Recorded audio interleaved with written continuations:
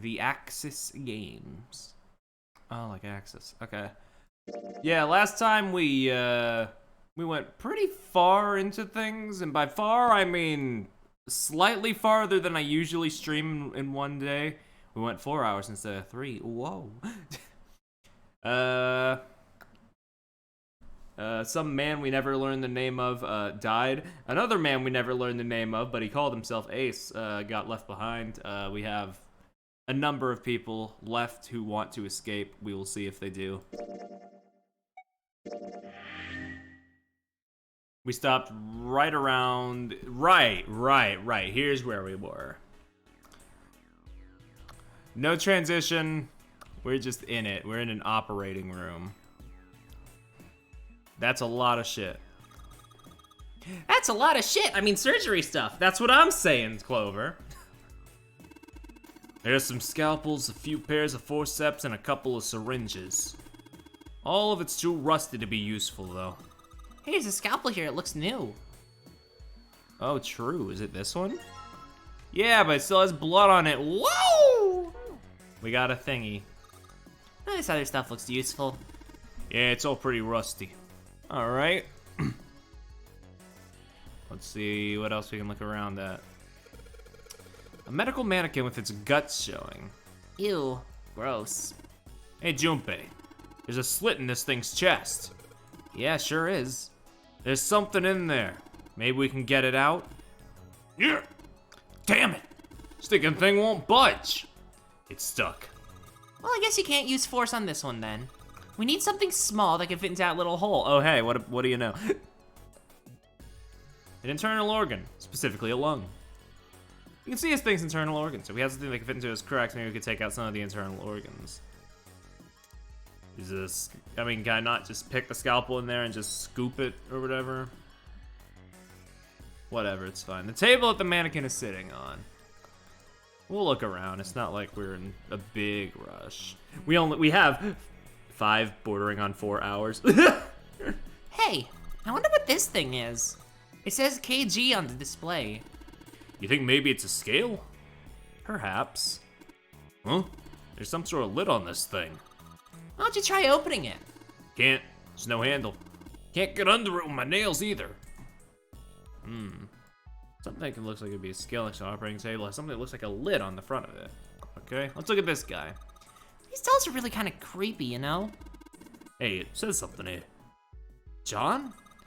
You think that's this doll's name? Maybe. This thing's creepy. I wonder why it's on the bed. Just needed a rest, honestly. An operating table. You think old operating tables look like this?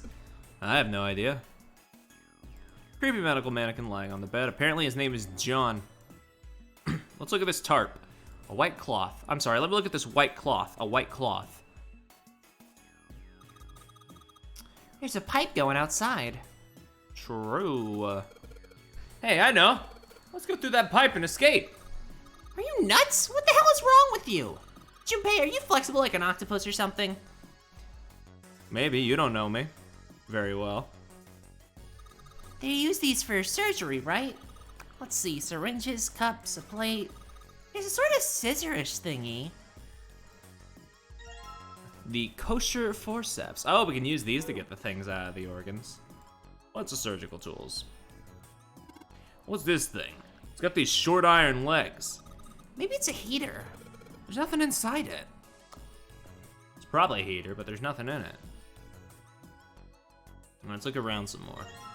Yo, fake chest, let's go. Ew, that's gross. This is the chest. It's a woman's chest. The heart's gone, but it's pretty hot. That kind of thing turns you on, Seven. You're a real creepo.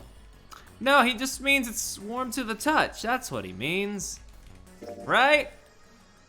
That's a medical mannequin. There's a hole in the left side of the chest.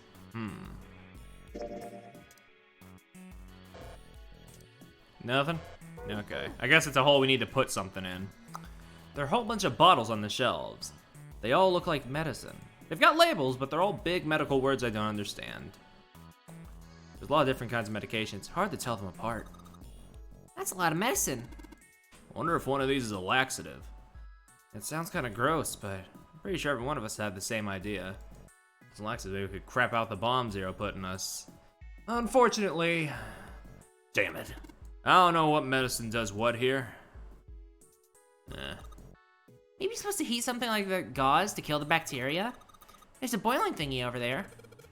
There's nothing on the lid or in the drawers. Ooh, curtains. Yo, the preparation room. It's locked. We could probably find the key if we just look some more. Let's look somewhere else. Okie dokie. We aren't getting in there without a key. True. Junpei, where are you going? That's the door we came through. The only thing out there is a numbered door. I'm pretty sure I don't need to tell you that the numbered door is a one-way deal, so. You're saying that you ain't got rhythm. There's no point to going back there, huh? What's escaping, Zero? Maybe. Maybe Zero's already escaped and he's masterminding this thing from the outside. That seems feasible. And they're nodding. Awesome. It looks like it's locked. Guess we're gonna need a key for this one. Okie dokie. They keep telling me I need keys for things, but I don't got no keys. Forceps. Yo, we got an organ. So we took the organ thingy out of the chest thingy. It's a lung, not an organ thingy. Huh? This part here in the back, it's all rubbery. You're right. So it's a fake organ. Of course it'd be. Wait, what's it been grabbing it for? It feels like there's something in here. You think we can cut through the rubber part? Perhaps. Let's try cutting this organ with the scalpel. Yo, organ key, let's go! There's a key in this organ. Got a key in an internal organ. We sure fucking did, dude. I unfortunately do not know how to play the organ, but I apparently know how to dissect it. John is just lying there. Well, we can't give him the chest? I see. I guess this is for something else. It's locked. Cool, it's unlocked. Let's go down this way. Ooh, drawer. Let's see if, a piece of paper. What's this? Is this some kind of medical record? New material has been added to the file screen. Oh god, what was the file screen again? It was the right arrow. I would have never seen that. Medical record. A medical record found in the preparation room has 2 records for mannequins. There's a male mannequin named John and a female one named Lucy. The record shows each mannequin's total weight and the weight of their individual parts. Ah, I see.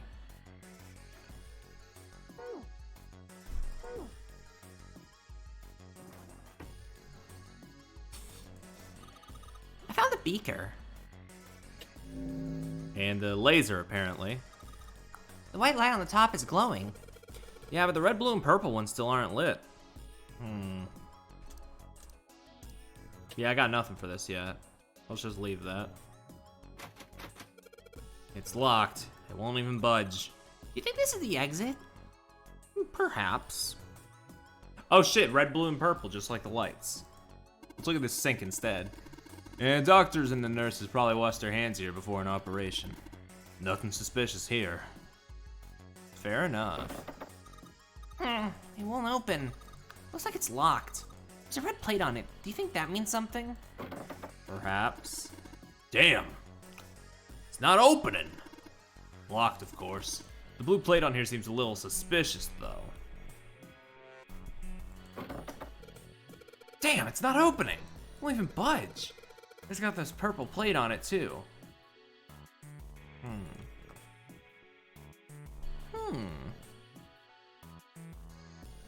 Let's head out for a minute. Out. Can we lift this tarp already? Ah!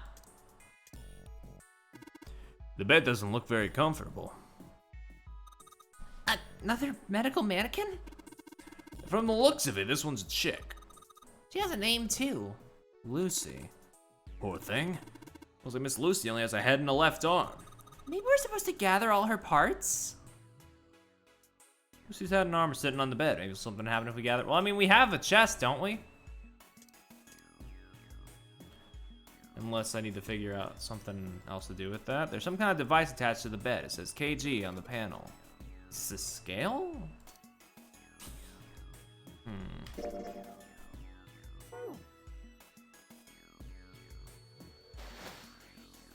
Well, if they don't want me to do anything with that yet, I guess I'll come back. There's nothing in the drawer. That's what I'm thinking.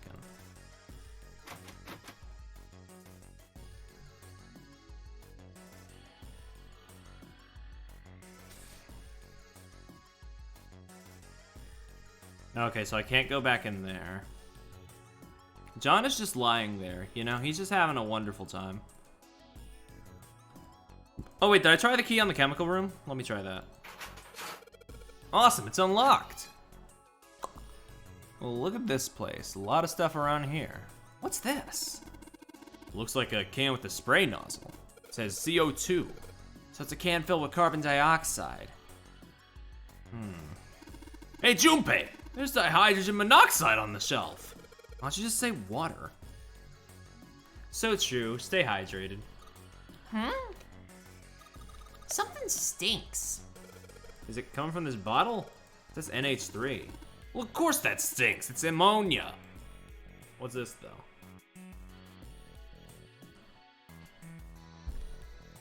There's a note on top of the table. Iron 1, salt 2, water 3. Carbon dioxide, ammonia, ethanol. What do you think this is a hint for? Maybe it's got something to do with this box. Yo, ammonia? This box is locked. Looks like you have to enter a passcode on the keypad to open it. I only have 3 numbers. E is for enter and C is for clear. Yes, yes, yes. Let's give it a shot.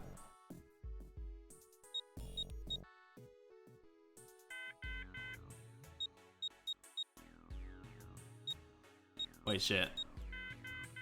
Yeah, I'm not gonna figure it out like this. Hey, Junpei, you think there are any slugs on this ship? Huh? Well, if there are, I was thinking we could put salt on them. What's she pointing at? Label states NaCl. Salt, huh? You think Seven will shrivel up if we put it on him? Hey, you say something? Yeah, I was gonna say, I thought salt was for snails, not slugs, but then I realized they're kind of just the same fucking thing, aren't they? Just one doesn't have a shell. Junpei, there's a bottle of iron powder on the shelf. How do you know it's iron? Label says Fe. Well, that's not iron, that's Fire Emblem. Fe stands for iron, right? Label says H2O. Oh, good stuff. Let's go for a drink. What are you talking about? I'm talking about that bottle. It says C2H5OH, right? It's ethanol. That's right. It's also known as ethyl alcohol. It's pretty much what booze is made of. So, you're gonna drink it? Nah, I won't. It might say that's what it is on the label, but there could be anything in there. You're so right, actually. Yo, blue liquid. It looks like there's something inside that bottle. Why don't you try pouring some out into the cap? Can't see any reason why not. What's that? It's bright blue. I think it's alien blood? Where the hell did that come from? Then what do you think it is, Seven? I don't know, some sort of special bath soap? What a boring guess. Red liquid, let's go. It looks like there's something inside that bottle. Why don't you try pouring some out into the cap? It's bright red. Do you think it's blood? No, blood's thicker than that. Then what is it? Beats me. Damn it, I know what I'm supposed to do, but I just don't have the means to do it yet. Wait, was there a third bottle in it? No. Doesn't look like it.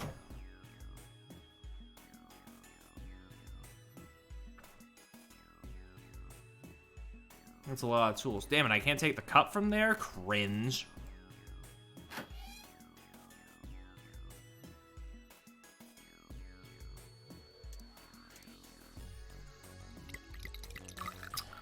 Oh my god, it's God.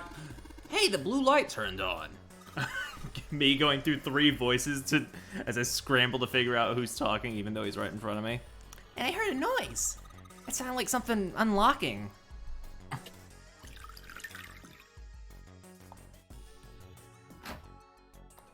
Yo! Got leg? I got leg. This is the left foot of the mannequin. Do you think I'm better? What? I mean, my legs are skinnier. I don't see how that's important. Boink. The red light's on now. I think I heard another noise.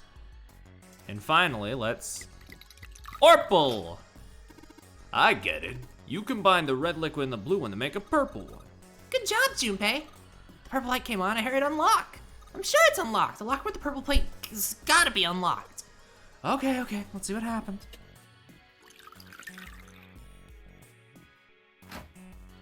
Holy fuck, it's a nose. No, it's a stomach. Yo, right leg. The right foot of the medical mannequin. I guess it's a woman's foot, but damn. Doesn't look hot. What the fuck are you talking about? You can't tell the temperature of something just by looking at it, you silly Billy. I gotta think for feet. No, that's crazy. You're sure acting kind of shady. This is a really big nut. God fucking, I think this game has gotta stop. That's no nose, it's a stomach. Oh, a stomach.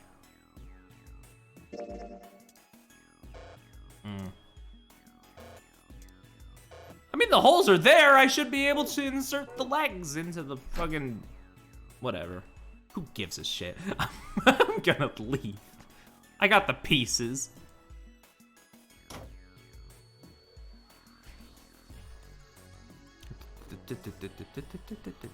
A white. Holy fuck, a white. Perry's feeling a little clover pilled. I'm not sure if I agree with that. Also, we still, oh wait, no, we just have purple liquid now. I was gonna say we still have this liquid, but it's just purple liquid.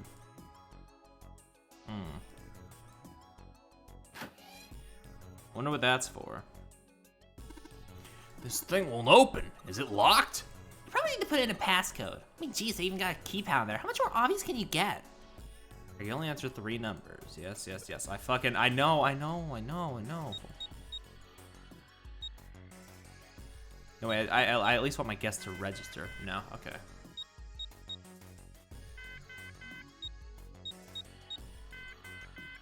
What if I just kept guessing?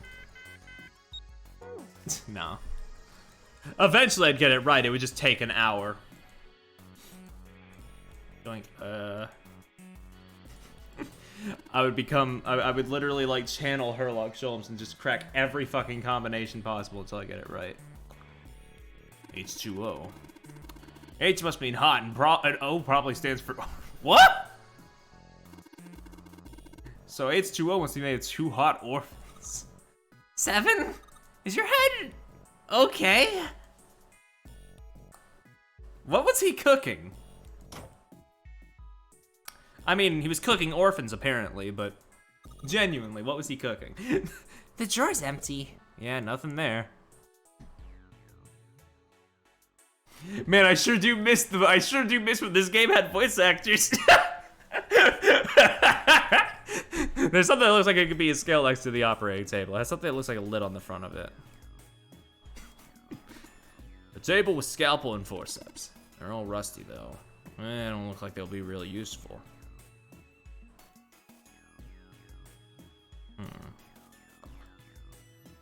Well, I gotta figure out somewhere to use this purple liquid since I still have it around.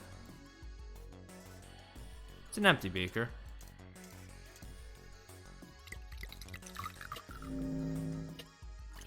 No, okay, it still isn't quite. It's not right. Sink doesn't look suspicious. It's locked, won't open. Has a 21 on the keyhole. Hey, this is a Jupiter symbol. It has a Jupiter symbol on the keyhole. Hey, wasn't this Jupiter symbol engraved by the keyhole on the other door? Other door? The door at the end of the hallway with all those rooms. You think maybe this door and that door use the same key? Maybe? Yeah, who's to say? What's this, a light switch? Doesn't seem to be working. It's locked, it won't open. It just won't. Don't ask why! There's nothing left in the drawer. There's a cabinet with a drawer in it. I can't check under the drawer anymore. Did I check under this cushion? What the hell are you doing? Don't you want to get out of here? But I'm tired. Understandable. We've been on our feet for 4 hours straight now. There's a light bulb illuminating the room. Let's throw some liquid at it now.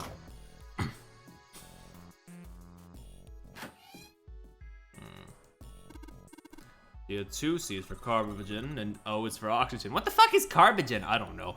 So carbon dioxide is made up of 1 carbon atom and 2 oxygen atoms.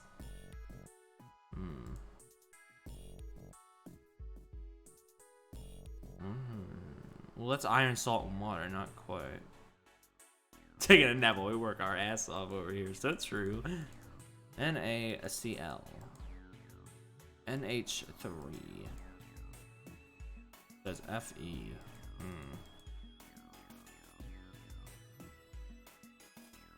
Okay, they're cooking a lot with these numbers, but I'm not exactly sure what I'm supposed to compute with that.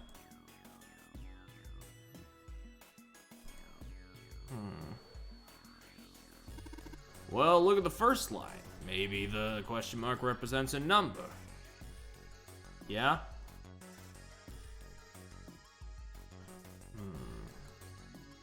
What numbers go after carbon dioxide, ammonia, and ethanol? I'm not sure.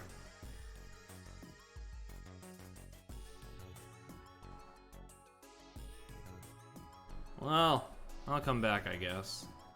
Doesn't seem like I can get anything done over here at the moment.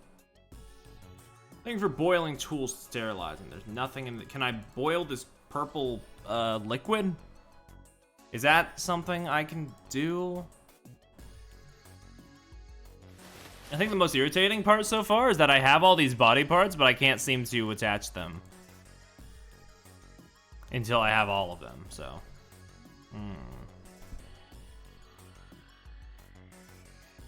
Okay.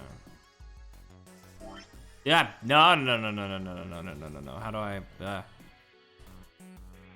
What was the button? Okay, there we go. C.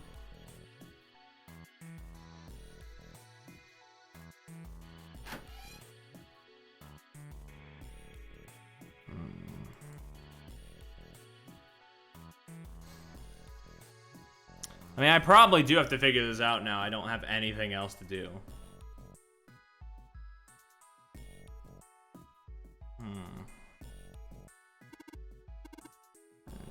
Sodium Cls, chloride.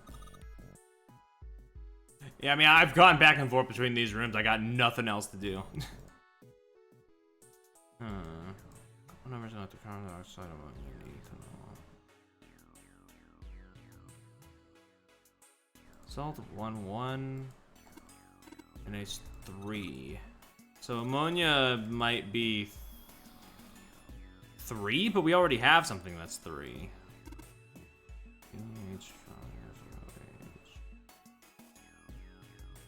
Well, if I'm computing solely by numbers, this would be 7 then. No, wait, 2, 6, 1. Okay, wait, that would be 9 then. Okay. Which one was that again? Ethanol. No, wait, yeah, ethanol. Okay, so that's 9. 2 and 1. Water would be 3 then, yeah. Cancer, carbon dioxide, 1 and 2. What am I looking for? Okay, carbon dioxide would be 3. Ethanol, I believe, was 9. Where the fuck was ammonia? Where the fuck's the ammonia in this bitch? Okay, so that's 4. If we're going by if we're counting by a number of atoms. 1, 2, 3, 3, 4, 9. Well, I tried 1, 2, 3. That clearly wasn't it, so. Oh, let's fucking go. We got a fake heart. Look at this shit. Combine that with the chest immediately. Do not combine that with the chest immediately. A heart. This thing is super creepy. This ain't good for the heart. Shut up. Fake right arm.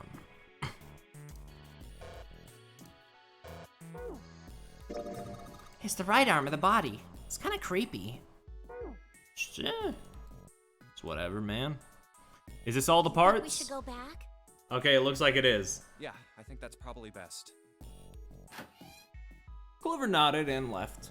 Junpei was about to follow her when he realized that Seven wasn't following suit. Hey, Seven, what's up? Oh, well, He looked up at Junpei distractedly, and then back down at the brown bottle he held cupped in his large hands. I want to drink this. Is that a medicine bottle? I got curious about it.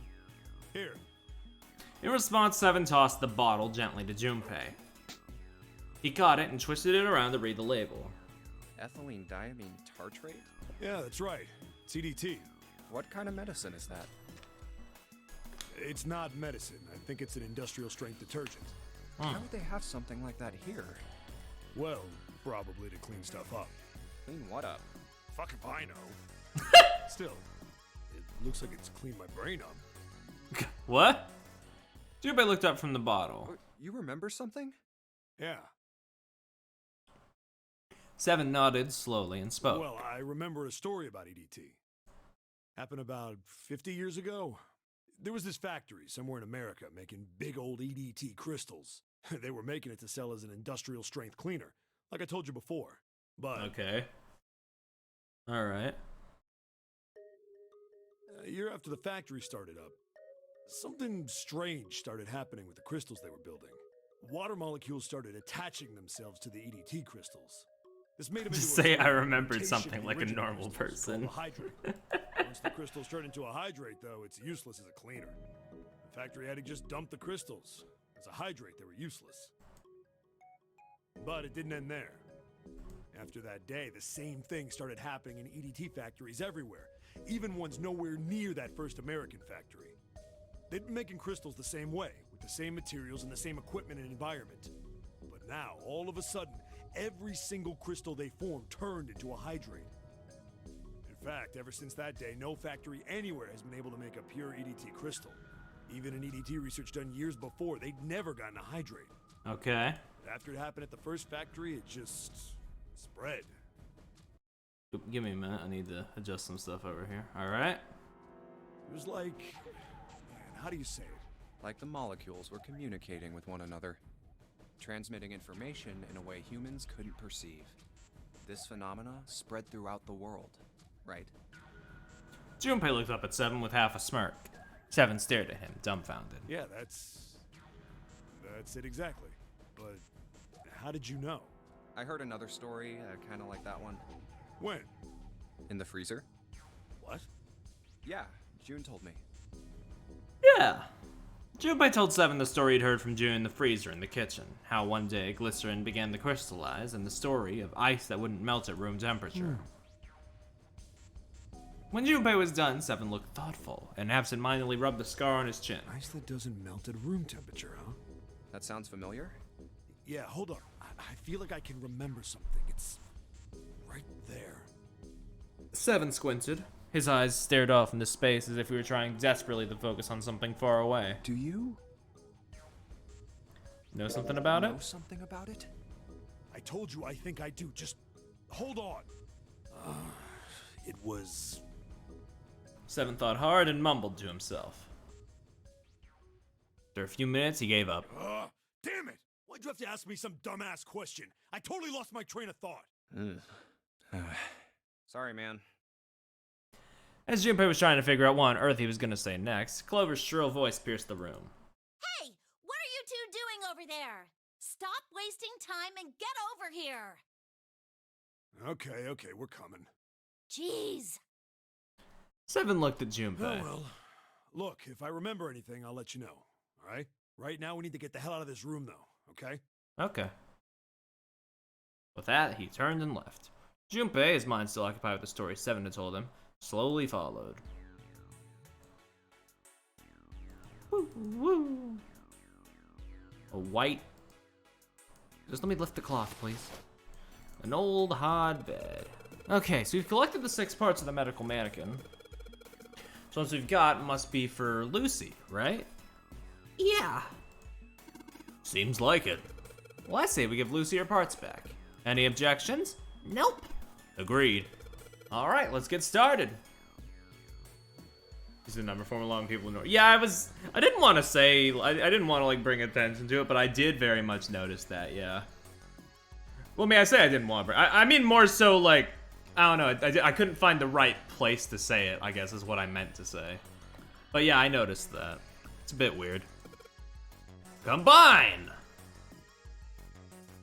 There she is. Hey, nothing happened. That's odd. Maybe it's the wrong way? Wait. Well, yeah, you know how there's a scale on the side of the bed? Maybe we need to get the scale to a specific number. How are we gonna do that? I think we're supposed to swap her body parts with John's. Oh. Let's give it a shot. Operating instructions. The screen will display 2 medical mannequins.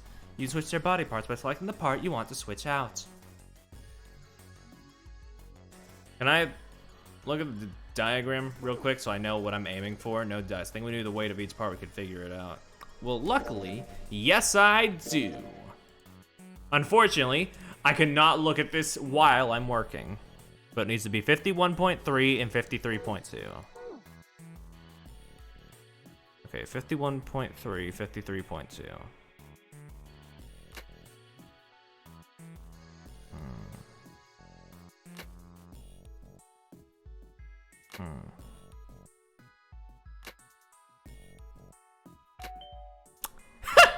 I just fucking got it by switching them around at random. Nice.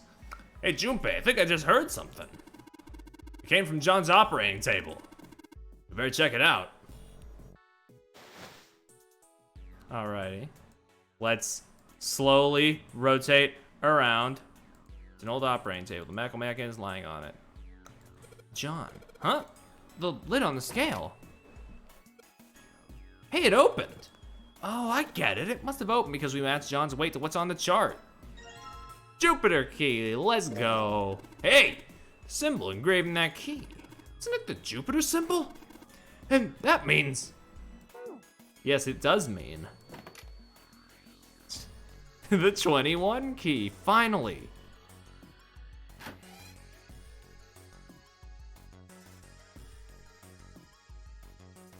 Hey, hold on. Junpei stopped, about to put the key into the doorknob. Oh, what's up? Where's Clover? Huh? She was just with us, why? Junpei turned around, Clover was nowhere to be seen.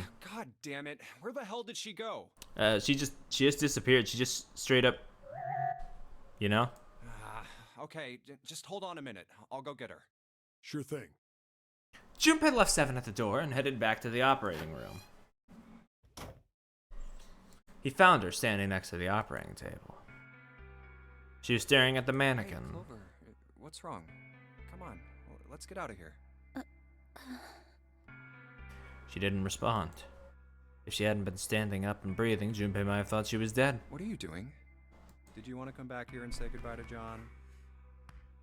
Wasn't the best joke, but it was something. An attempt to lighten the mood. Clover didn't laugh. She stood stock still and said nothing by the seashore. Hey, Clover, can you hear me? Perhaps it was something he'd said, or perhaps it was something else. Suddenly her mouth opened, and she whispered in a dry, dead voice. My brother might be dead. Huh? That's why we couldn't find him. I mean, let's not rule that out. Let's not rule him out immediately.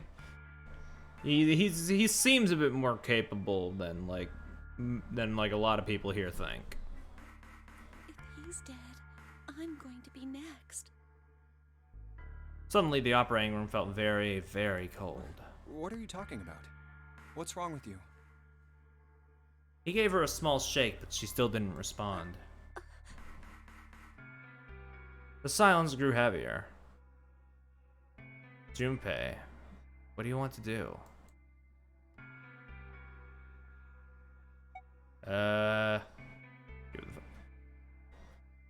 Okay, have I just been misspeaking a lot today? I mean that... Thank you for the sub, Ollie. I meant that Snake was, like... stronger than, like... You know, he can't see, but that doesn't mean, like, he's, like, ineffective. It just means that he's, like, you know... But, I mean, he seems, like, capable in different ways. He'll probably, you know... And now I realize that you were... Now I realize you were responding to DD Droid instead of me.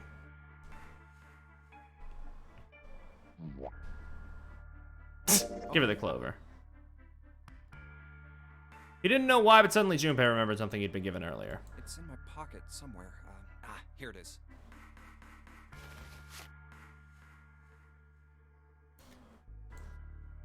A 4-leaf clover. Just like you for real. Santa had given it to him in the second classroom. He held it out to Clover. Hey, did you know? Each leaf means something. Hope, faith, love, and luck. That's what a 4-leaf clover stands for. Take it. Use it as a good luck charm. He pressed the 4-leaf clover into her hand. Listen to me, Clover. No matter what happens, you can never lose hope. You have to remember what's most important, and that's to have faith and to have love. If you can remember all of those, that'll bring you good luck. Snake, I mean, your brother, he's not dead. He's alive, somewhere. I'm sure of it. Clover stared at the 4-leaf clover in her hand. You could see tears start to form at the corners of her eyes. Thank you. Her voice was tiny and broken, and as she spoke, she started to cry. She tried to hide her tears by looking at the floor, but it did little good. She wiped away tears with the baggy arms of her jacket, but more quickly took their place. No matter how she tried, she couldn't stop crying. Tears made small wet circles on the floor. Thank you. She said it again. Then she looked up at Junpei and seemed to choke down the last of her grief. She did her best to smile. Junpei wiped an errant tear from her cheek with his thumb and gave her the best smile he could manage. 7's waiting for us at the exit. But still, she didn't move. Wait, before we go, there's one thing I want to ask you. Yeah? What's that? What do you think when you hear the word experiment? For a moment his mind froze. Then he came back to his senses and realized the word meant nothing to him aside from the dictionary definition. What? Oh. I guess it was just a coincidence then. I mean, that you knew about the 4-leaf clover. You know what other sound I really need on this soundboard? I need the sound of the guy going, huh? Because I feel like I would be using the ever-loving shit out of that with this game. Look, I'm sorry. I don't want to be a jerk, but you are making less than no sense right now. Oh, no. It's nothing. Just forget about it. Oh, don't give me that. You really think I could just drop this? What is this experiment you were talking about? Clover looked away. The 4-leaf clover was still in her hand. She stared at it for a long moment and then finally spoke. You promise you won't tell anyone? Cross my heart. Really? Really? I can trust you, right? Of course you can. Clover slipped the 4-leaf clover into her pocket. Her eyes still red from crying, she looked up at Junpei. Okay then, I'll tell you. I'll tell you what happened on this ship 9 years ago. Wait. On Oh? this ship? Yeah, this ship. He was entirely lost. He had 1,000 questions, but it was probably best he thought to save them until Clover had It finished. was an experiment to test some sort of psychic thing. Communicating through these fields that you can't see. Ah. Fields that you can't see? He'd heard something like this before. Clover nodded. Think about this. She pointed at the operating table. Top of it was a somewhat mismatched medical mannequin whose parts had been swapped with another. This is John, right? But is he really John? Huh? All Junpei could think was she's finally completely lost it. Isn't this like Locke's socks? Or the ship of Theseus? Junpei grew even more confused. He'd never heard of either of those things, although they sounded smart. You don't know? You haven't heard of those paradoxes? No? Junpei shook his head. Really? Clover laughed. Okay, well pay attention then. This is how Locke's socks works. Let's say I've got a pair of socks. They're my favorite socks. One of them gets a hole in it. What would you do if that was your sock, Junpei? Throw it away. Well, I'd pitch it, I guess. But it's your favorite pair of socks. Come on, who loves their socks that much? It doesn't matter. Just suppose you do love them that much. Well, I guess then I'd patch it. But what if another hole opens? I'd add another patch, I suppose. What if another hole opened after that? Another patch, I guess? Well, let's say you just keep adding new patches. Until eventually, the original cloth of the sock is totally gone. Junpei the sock hater, true. Once you get to that point, can you really say they're the same socks you started with? Well, that's tough. Junpei crossed his arms. So, that's the Locke socks thing? Yeah, the ship of Theseus is a lot like it. The ship of Theseus. If you keep fixing the damaged parts of a ship, eventually it ends up with none of the parts it started with. Can you really say that ship is the same one you started with? And what if you took all the old parts from the first ship and built another one somewhere else? Then which ship is the real ship of Theseus? The one you repaired, or the one you built with all the original parts? It was an interesting question. Clover could see Junpei was intrigued. Hey, do you think it's the same? What's the same? These guys. Is this John, or is it Lucy now? Junpei looked at the operating table again. A mannequin full of body parts from a different body. Clover had been right, it was just like Locke's socks in the ship of Theseus. The part of the body that holds a person's identity is the head. Of course, for many hundreds of years, conventional wisdom had held that a man's identity resided in his heart or any of a number of internal organs. And here they had both. John's head and heart are both his, but apart from those and a single arm, the rest of his body was once Lucy's. Was that mannequin really John? We're just like these mannequins. Are we? She looked at Junpei again. Think about it.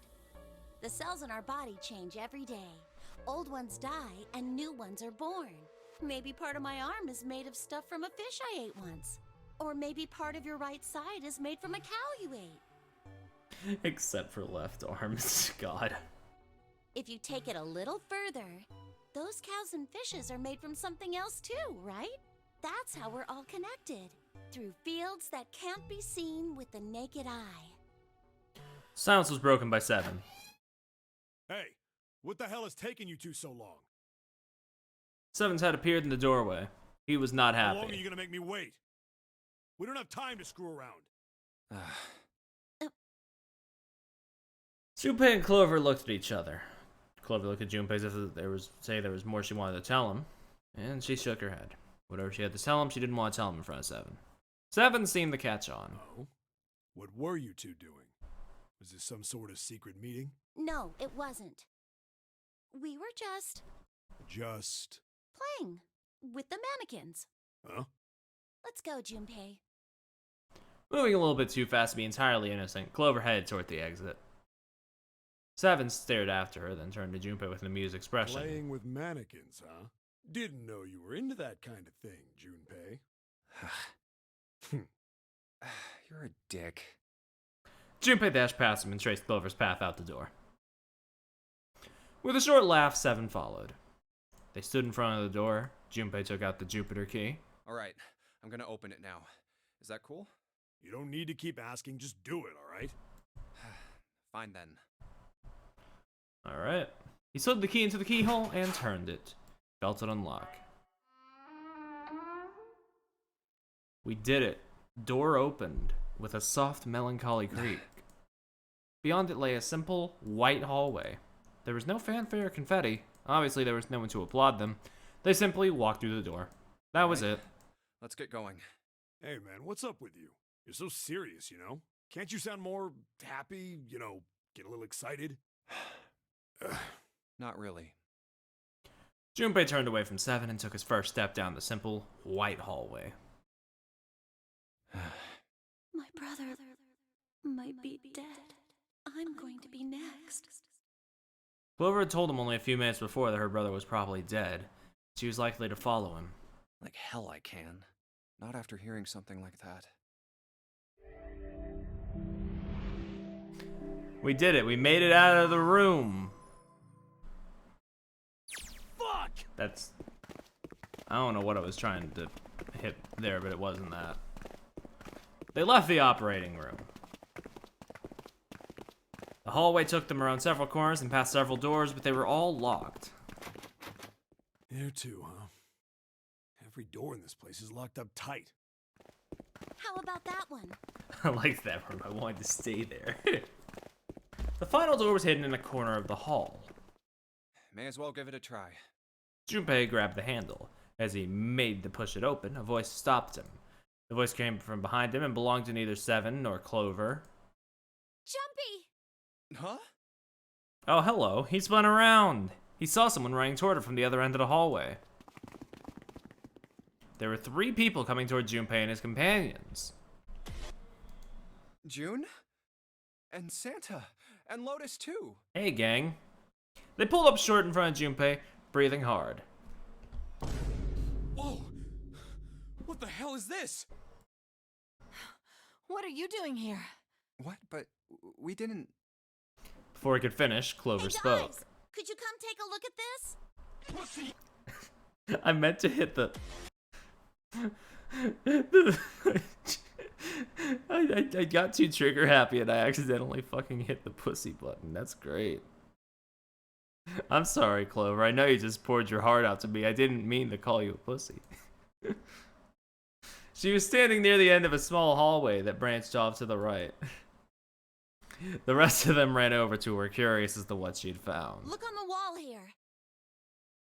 There was something on the wall at the end of the hallway. A map of the ship's interior? It says C deck. So it's the map for this floor then? Door 7. Door 8. Yep, they both eventually end up at this hallway. Oh. In fact... Yeah, isn't that what I said?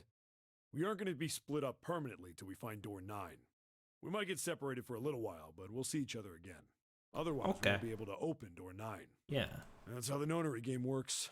I see. Junpei looked at the map of the ship's interior again. Wait a sec.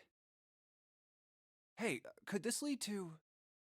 As he looked more closely, his surprise and excitement gave way to weariness. Oh, You've got to be kidding me.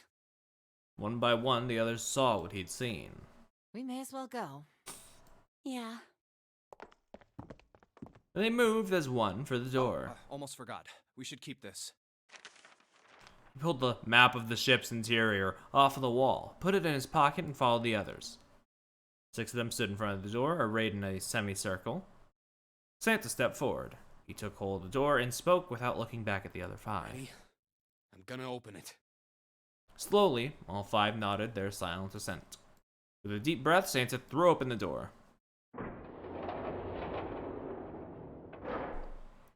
Oh man. They poured through the doorway and into the room. Even without looking around, each one of them knew where they were. I knew it. They were just where the map had said they would be. We're back. We're back in In the the hospital fucking room. hospital room. Let's go. I see. I believe I understand what you're saying. Hi, Ace.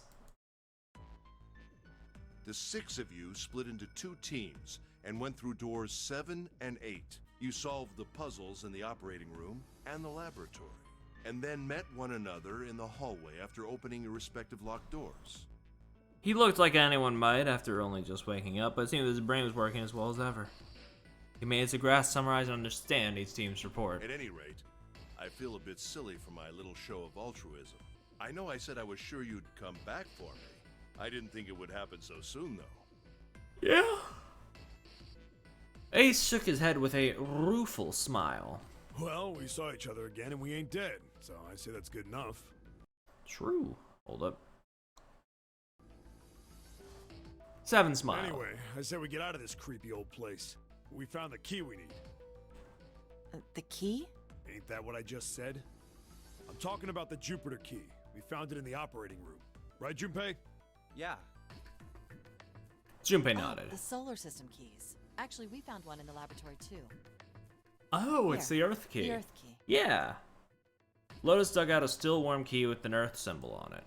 I might lose it. It's probably better if you hold on to it. Fair enough. That way it won't be my fault if it gets lost. Fair enough, girl boss. Yeah. On it. And with that, she pressed it into Junpei's hand. He felt slightly less than honored. Now we have 3 keys that we haven't used yet. Yeah. The Jupiter key that we found in the operating room. The Saturn key card we found in the kitchen. And the Earth key Lotus just gave me. Yeah. Junpei tucked the new keys into his pocket. June spoke up. The Jupiter key is supposed to be for the door at the end of that long, straight hallway, right? Yeah.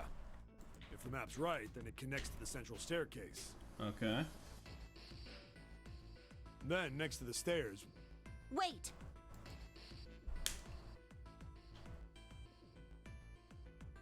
They were the first words anyone had heard out of Clover in quite some time. Sorry, I was hydrating. Her face suggested that they weren't going to be very happy with her words. Or that they weren't going to be very happy words. What about door 3? look, you saw the map, right? It's the same as 7 and 8. It just lead us back to the big hospital room.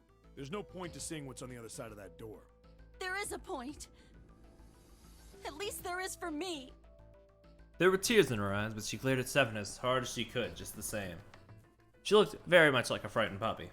There wasn't a man alive who could have resisted those eyes. Seven looked everywhere in the room except at Clover, and muttered and coughed apologies under his breath. Yeah, you're right, I'm sorry. Snake might be on the other side of door 3. Clover nodded once. Could he be, though? I don't think that's right. The next person to speak was Ace. Very well. I'll be coming with you then. I've had a nice long rest. I think it's time I was up and about again. True. So, Seven, you'll help me, won't you? Huh? Me?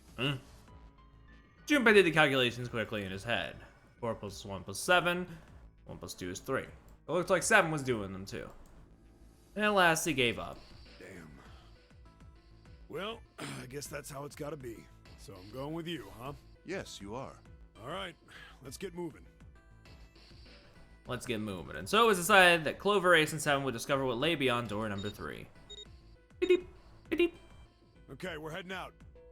Be careful. Whoa. Didn't think I'd be hearing that from you, Lotus. Don't let it go to your head. I'd be in trouble if the 3 of you bought it. The rest of us can't open the 9 door. Ah, the truth comes out. Seven nodded as if the answer made much more sense and pulled the lever on the red. Dooba dooba dooba dooba dooba dooba dooba dooba. Okay, we're off. The door opened and Ace, Clover, and Seven jumped through it. 6, 7, 8. After exactly 9 seconds, the door closed noisily. All right, we should get moving too. Huh? Get moving. Where are we going? Everyone except Lotus seemed rather Well, confused. it would be a waste of time to just sit around, wouldn't it? Let me explain. Okay. Dot. Oh, I get it. We're gonna see if we can get anywhere interesting with the Jupiter key. Yes. If we're lucky, we might find Snake. Okay. They were at the end of the hallway lined by individual hospital rooms. And here's the Jupiter symbol on the keyhole. Yeah. All right, Junpei, open it if you please. Yeah. Junpei pulled the Jupiter key out of his pocket and slid it into the keyhole. He twisted, and with a nice sharp click, he felt the door unlock.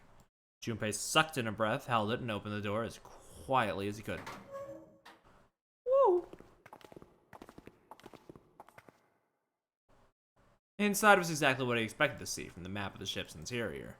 They were in a tremendous hall, almost like a ballroom, with a massive central staircase. Great, back to the beginning. You sure this is a good idea? What do you mean? Well, we already searched every inch of this room, didn't we?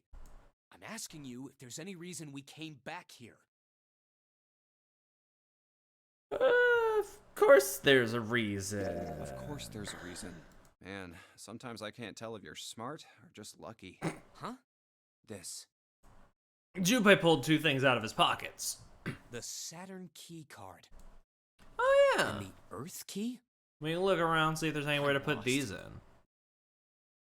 Santa cocked his head to one side like an inquisitive bird and looked at them. Several long moments, during which it became apparent that Santa had no idea what the cards meant, June took pity on him. Don't you remember, Santa? On C deck, where we are now, there was a big elevator behind the stairs, remember? Oh yeah, with the little like And next to yeah, the elevator, yeah, there was a okay. card reader with the Saturn symbol on it. Right. And on A deck, on the door to the left, there was a keyhole with the Earth symbol on it, I think. True. So the two keys that Jumpy has? Should let us use the elevator and the door on A deck. Huh. Yes, that's right. June smiled, pleased with herself. So did Santa. All right, I got it. Let's get started then. What do you say we split into two teams? Lotus and I will search the Earth one, so you two can search Saturn, all right? Sounds good. Sure So thing. you guys should take this key. Junpei handed the Earth key to Santa. They decided that their initial search should be brief. We have no idea what's on the other side of these, so don't go too far. Just search for 10 minutes and come back. Plan decided, the two teams split up. Junpei and June headed for the There's elevators. a card reader next to the left elevator. Then let's try out the Saturn key card. Alrighty, that's what we said we were gonna do. A light on the upper light. A light on the upper light. A light on the upper left corner blinked Great. to life. It looks like it's working now. All right. Now, how do I call the elevator? There's a single button to the right of the elevator door.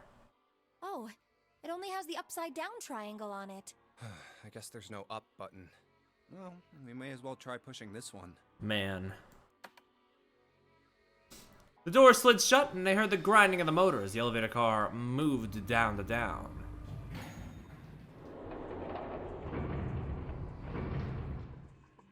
I don't know if I like It this. opened. I don't Look, know if I Jumpy. like the vibes that Chad is giving off at the moment. June's voice was excited, but Junpei could hear a tinge of anxiety. Sweet, it opened. Let's get going.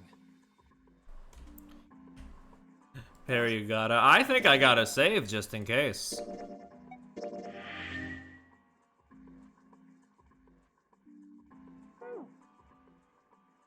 He grinned at June and stepped towards the open door. And as he was about to step foot in it, he felt a hand on his arm. Wait. What? I'm not really, I just, oh gosh. Junpei was at something of a loss. What could she possibly be so frightened of? Junpei was probably afraid of being locked up alone with a boy. They could only go down. I mean, the fact that we're only going down, there's like, what? Okay, fine, option one. After a little thought, Junpei decided she had to be nervous about being locked up into a small space alone with the boy. Well, we will be all alone in here. In a way, it was kind of cute. Very demure, you could say, he thought. Still, even though it wasn't exactly roomy in the elevator, they weren't going to be pressed up against one another. At least it didn't have to be. Still, it was making her nervous. Junpei couldn't help but think how innocent she was. Jumpy? Huh? Oh, nothing. It's not important. Come on, let's go. Again, he stepped toward the elevator. Again, he felt himself restrained. I said wait a minute. Why? Aren't you afraid, Jumpy? Afraid of what? Well, I've never, you know. It's your first time? She'd never been in an elevator with a man alone before. Even so, she still seemed awfully I alarmed. might get wet What? down there. I'd get soaking wet. Well, I mean, of course you would. That's the way it works. I mean, I've never heard of anyone getting soaking wet somewhere else. That's true. You don't mind Mind what? getting wet? Well, I don't know. I think I'd probably, you know, like it. Gosh, Jumpy, you're so brave. Really? I mean, I kind of think any guy would do the same thing, you know? What happens, happens, right? I mean, if you get the chance, you just gotta go for it. That's what a man is supposed to do. I guess. You're so cool, Jumpy. I really admire you. They are having two very different conversations right now. That doesn't really seem like the sort of thing you ought to admire someone for. I'm really scared. Yeah, I mean, like you said, you've never done it before. Yes. So, I don't think I'll be able to last very long. And then it'll be over. Over? Yes. I'll go to heaven. Heaven? It feels kind of like you're floating in space, and your mind gets all fuzzy, like when you pass out. Yeah, rubbish. I'm starting to worry that, like, each one of these Zero Escape games, the fucking pro tag is gonna become more and more like Dante, and I will see the fucking blueprint, like, evolve. At least that's what I've heard from people who have experienced it. Yes, I've heard that too. Although I don't think the same thing happens to guys. You actually will, thinking about it? Great! What? Huh? But it would happen to men too, wouldn't it? It would happen to anyone. Once it gets into your body, the same thing happens to everyone. Well, I mean, usually it doesn't go inside the man. I mean, generally. Yes, it does. Well, eventually it will. It's not like you really have a choice. Your body will force you to swallow some of it. Eventually. Bro, I'm losing track of how many Vine boobs I need to do in a row.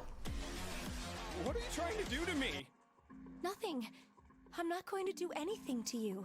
I'm just saying that that's what happens. It's a psychological reaction to what you're experiencing. Oh, is that so? It's only natural? Is that what's natural for living beings? I feel like we've been here for about 10 minutes. Shouldn't we be heading back? Perhaps he'd been mistaken all these years. Had he misunderstood life so gravely? The thought terrified him. June seemed to be entirely oblivious to Junpei's mounting confusion and terror.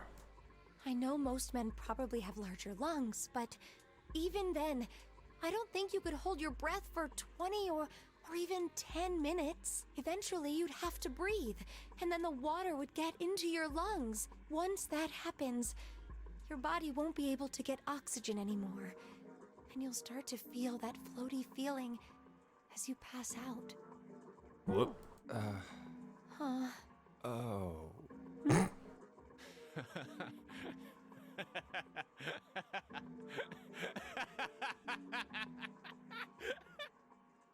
Finally, Junpei understood.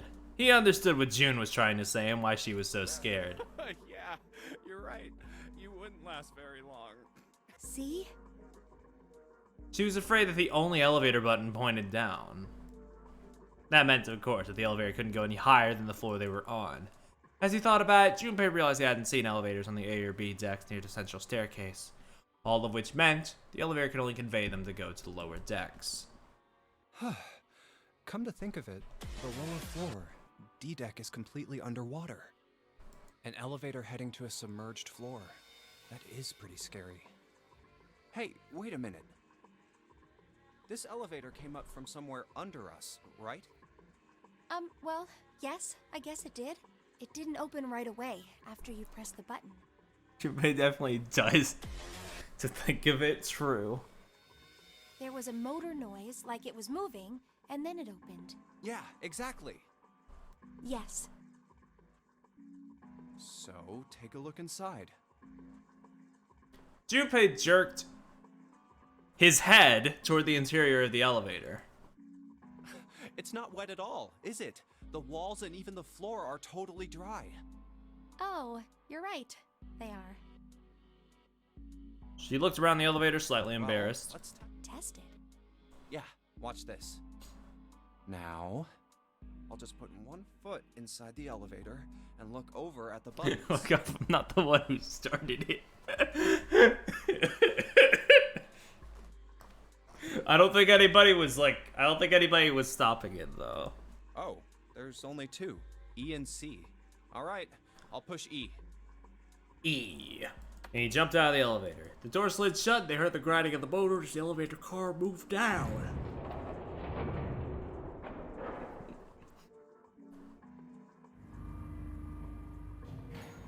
I think I can hear it opening on E deck. Okay, that's done. Now I'll just press the button again. A few moments later, the elevator returned.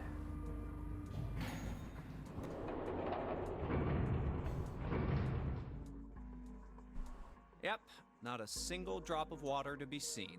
See? Ah! Junpei couldn't resist puffing out his chest just a little bit. June, however, still looked What confused. does that mean? How can E deck be safe if the D deck is full of water? Well, here's what I think. The elevator shaft and E deck must be watertight and separated from wherever the ship's been punctured. Ah. Here, let me show you. He pulled out his notebook and pen and sketched out a rough illustration. I see. So is that why the ship hasn't sunk? The shape of the inside keeps it all from filling with water? Perhaps. I think that's what's going on. Junpei continued talking as he closed the notebook and slipped it back into his pocket. So I'm gonna go down and check it out. You stay here, all right? But Come on, just do it, all right?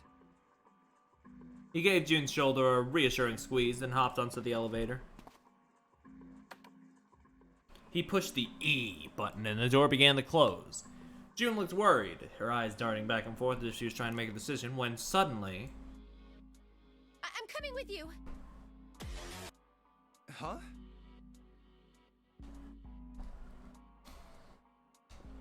Last possible moment, June dashed forward, turning sideways just in time to slip through the gap between the closing doors. Hey, wait! Junpei jammed his finger against the open button, but it was too late. Oh, crap. It closed. The door had shut, he and June were in the elevator, and it was headed down to the E deck. He was so surprised by June that he didn't even have time to think about what awaited him on E. I can't just let you go alone, you know. Ah, jeez.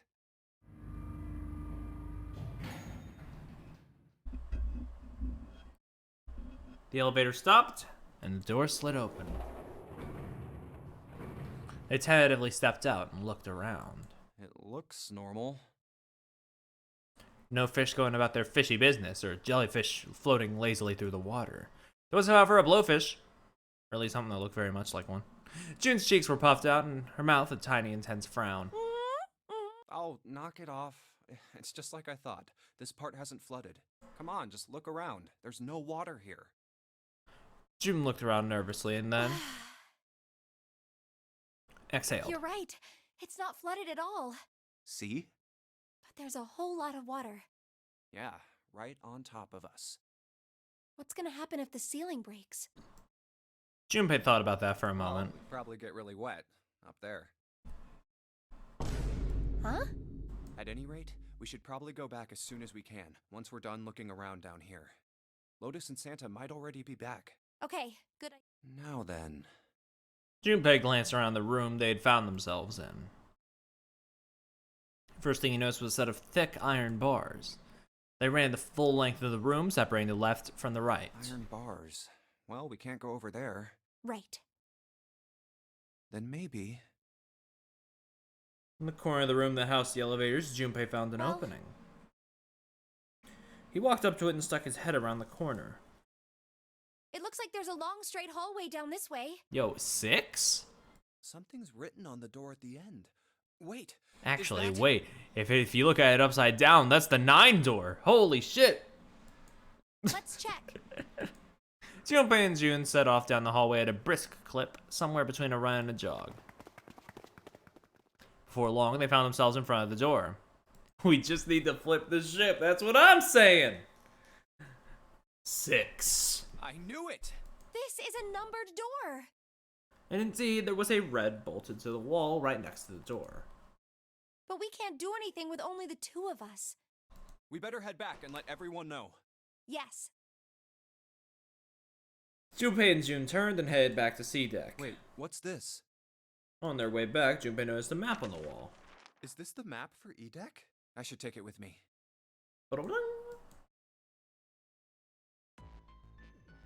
Huh, so you guys found door 1. They met back up with Santa and Lotus, who would explain what they found. Apparently, there was another numbered door on A deck, just like the one on E deck, beyond the door the Earth Key opened. According to Santa and Lotus, there was a 1 on the door. So now we've located 2 new doors. The 6 door and the 1 door. You know, it is interesting that E-Deck wasn't flooded. Lotus was quiet for a moment, lost in thought. Well, we don't really know if all of E-Deck is safe. We only checked True. the area around the elevator. Yeah, even so, it's still very interesting. Yeah. You said the 6th door was there, right? Yes. Then that means Zero planned all this out, even the sinking. That would have meant some pretty serious remodeling of the ship's interior. It's pretty mind-blowing when you think about it. Yeah. I wonder how long it took. I can't even imagine how much. It would have been a ton, that's for sure. Well, that does go along with what Ace was saying. The most reasonable explanation would be that this was done by some organization with access to a whole lot of cash. Yes, it does make sense.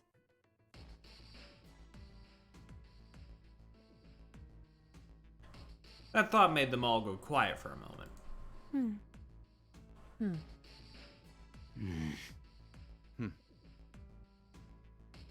June bit her lip while Lotus sighed softly to herself, and Santa cracked a stiff neck and stared off into the distance at nothing. Yeah? I don't think it's a very good idea to stay here. June looked up at Junpei with large, pleading eyes. Yeah, you're right. Ace and his team might be back already. Well, Junpei and I should be able to open door 1. Huh? Oh, true. You guys leaving me behind? 8 plus 6 plus 5 is 19. 1 plus 9 is 1, 0, and 1 plus 0 is 1. Just kidding. All right, let's go. Lotus's words were all the impetus they needed. Back to the large hospital room they went. The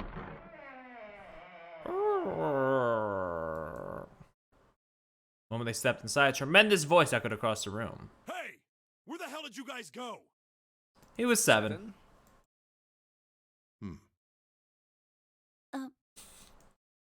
Ace was right behind them, and Clover was behind Ace, although she seemed to be hanging back.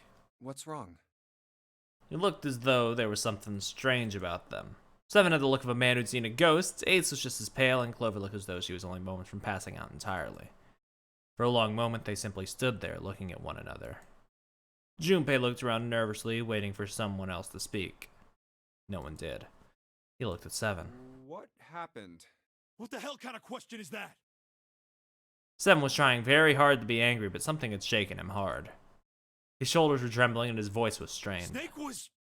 Snake is... Ah. 7 couldn't finish. He just looked away, his face twisted by Junpei wasn't sure what. Instead, Ace spoke. He took a deep breath, closed his eyes, and spoke. Snake is dead. He died, just as the 9th man did. It was as if all the air had suddenly been sucked out of the room. Junpei felt his heartbeat quicken, and he realized he was having trouble breathing. He could feel cold sweat beading on his forehead and neck. June, Santa, and Lotus looked the way he felt. All 3 were frozen in place, their faces white. God, that's not true, is it? We should make sure. Yeah, right. They nodded to one another and headed for a number 3 door. Wait, not that way. What? Why not? They stopped short and turned to look at 7, who was pointing at the door with no number. I stuck a screwdriver in there to keep the door from closing all the way. It's not locked, so you can go in that way. Where is he? The shower room. The left side of the hallway. I put a broom in there too to keep the door open. That means we can get in without going through the numbered door, right? Yeah, that's right. Hey, Poke. Then let's go. Let's go. Their new destination clear, Junpei's companions head for a door with no number. Once in the hallway, it was easy to spot the metal door on the left wall. This wasn't open when we passed here before. But now, just as Seven had said, there was a broom stuck between the door and the frame, keeping it open. Well, let's keep going. Mushroom Kingdom, here we...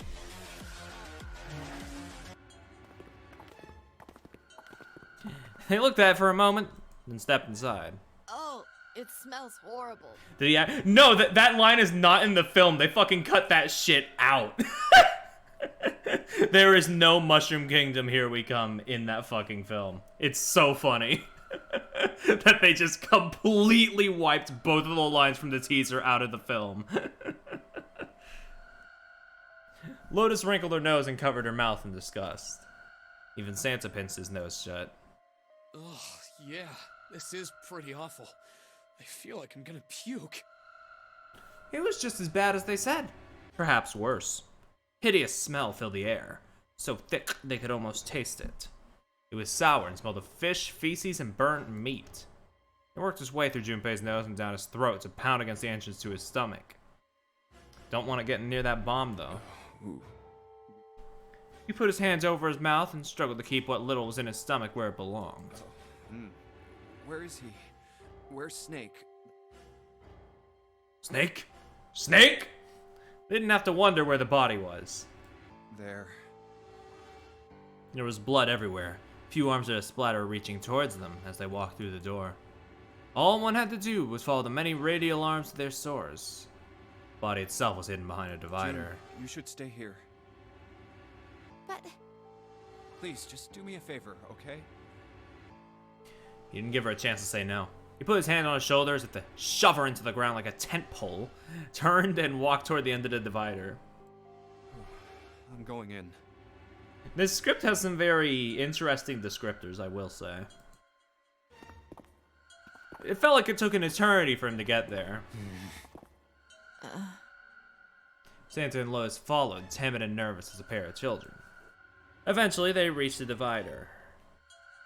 They looked at one another and nodded slowly. Junpei put his hands on the divider and peered around the corner. For a moment, he forgot to breathe. I forgot to breathe! Ha! He felt his heart collapse in his chest like an empty cigarette carton, and time froze. He knew in that instant that he would take the image before him to the grave. What was left of the body sat in a sea of blood. Chunks of flesh, torn from the body, sat in the blood like tiny islands in the great Red Sea. A vast ragged hole had been torn in the torso. What remained of its intestines spilled out of it like fresh spaghetti. Smaller chunks of meat had splattered against the wall and became stuck there as they dried. Globules of yellowish fat left trails like tiny slugs as gravity pulled them down the wall, even as they dried to it. Just like Ace said. Speaking of descriptors, God, this game is really good at making the most fucking nauseating descriptions of dead bodies. Santa's voice was strained. Junpei suspected he was holding down some vomit of his own. Just like the ninth man. The detonator in his bracelet set off the bomb in his gut. It looked as though the explosion had been quite powerful. The bone is coming out of his left arm. It's definitely an open fracture. His legs were both bent in an odd, unnatural way, and his left arm was split open, exposing the painfully white bone of his ulna. His bracelet lay next to him. It seemed to have hit the wall hard enough to have shattered a display, which lay on the ground in pieces. Oh, the face. It's horrible. Yeah, you can't even tell who it is. Half of his head had simply collapsed. The blood coating almost made it look like raw pizza dough covered in tomato sauce. His clothes, too, were covered in blood. The burgundy tie, the white shirt, the jacket with the yellow piping, and the gray slacks. But the clothes are... They were all familiar to Junpei. No mistake about it. It's Snake. He'll never be able to use that arm again. True. Lotus's voice was unnaturally deep and strained, and Junpei heard it catch in her throat.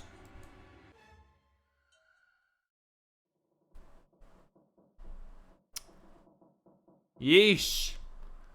And Clover had to see that firsthand of her own fucking brother. That's rough as hell.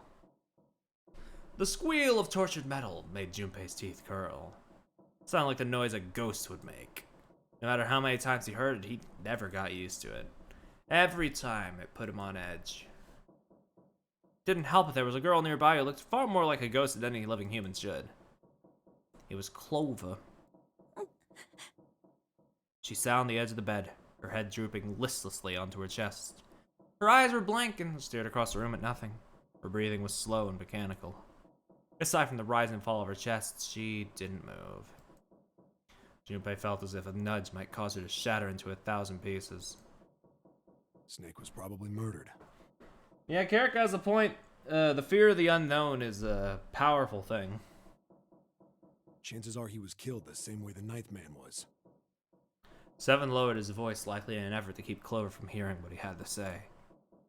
There are 4 other people in the room with Junpei and Seven. Ace, Santa, June, and Lotus. Seven looked at each of them in turn and continued. It's pretty straightforward. Not that hard to figure out how they did it. First, the killers got Snake to authenticate on the red to open door 3. Then they shoved him into it. Alone. And waited 9 seconds for the door to shut. Yeah? Once that door shut, it was all over for Snake. But he didn't give up. He probably knew it wouldn't do him any good, but he probably ran into the shower room looking for the dead. It was a small chance, but it wasn't like he had anything to lose.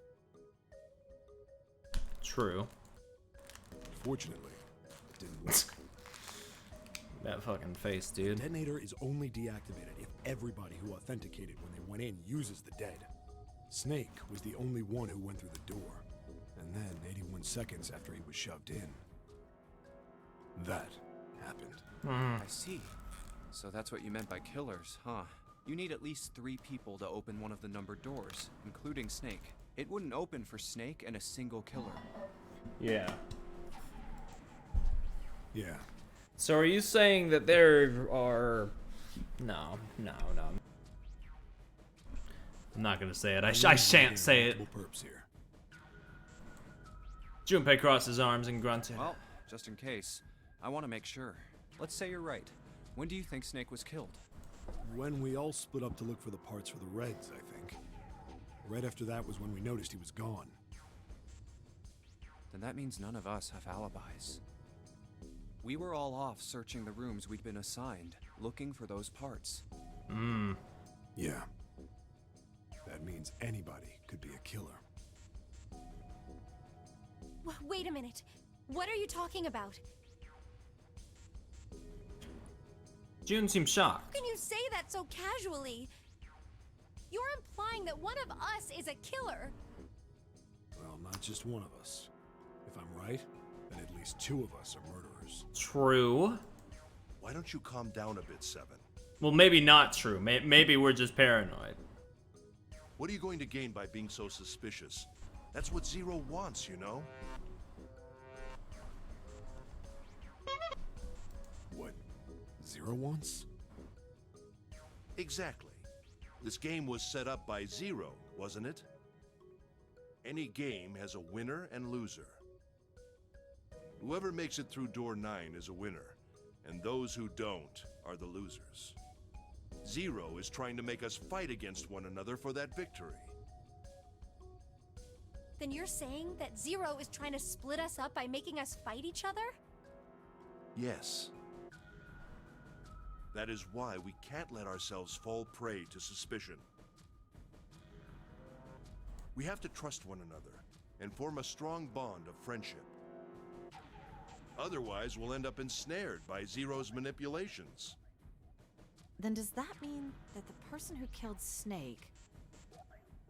Yes. Almost certainly Zero himself. If there's anyone we should doubt, it should be Zero. He masterminded this game and kidnapped all of us.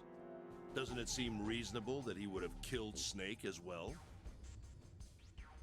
Good question. Yeah.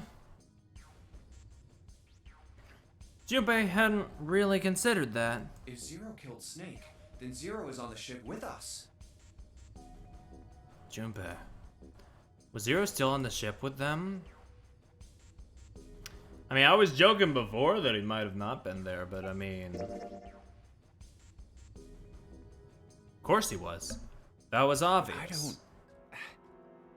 Zero was somewhere on the ship, but Junpei had no idea where.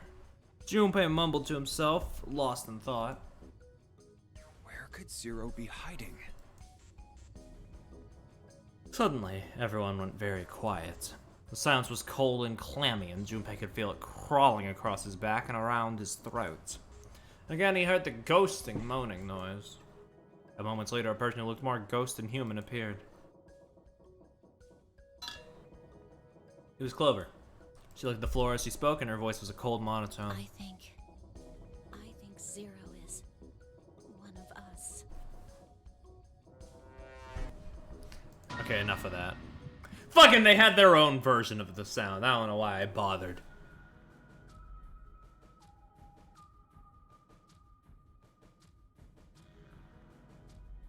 Every human body in the room froze. The only sound was the muffled rustling of breath. Eyes darted from face to face. One of those faces was the face of their jailer. But who? Was he one of them? That's crazy. Isn't the ship going to sink in a few hours? If Zero was here with us, he'd be putting himself in danger. Why the hell would he do something like that? Yeah. There's no motive. Clover looked up at Junpei and her face fell. Don't believe me. Okay, it's not... Well, I mean, yes, it is that, but it's not, like, in that way.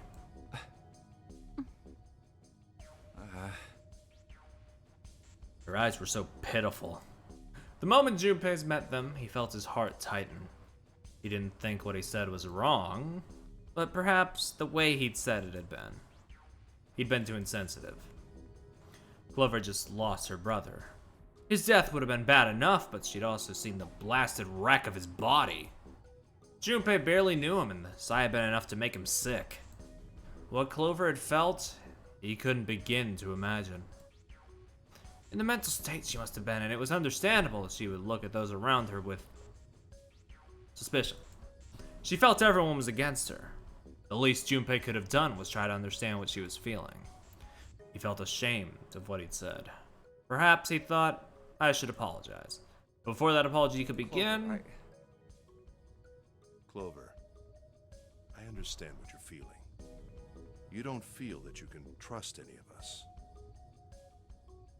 Ace had beaten Junpei to the punch. As he spoke to Clover, his face was calm and friendly. But you have to understand.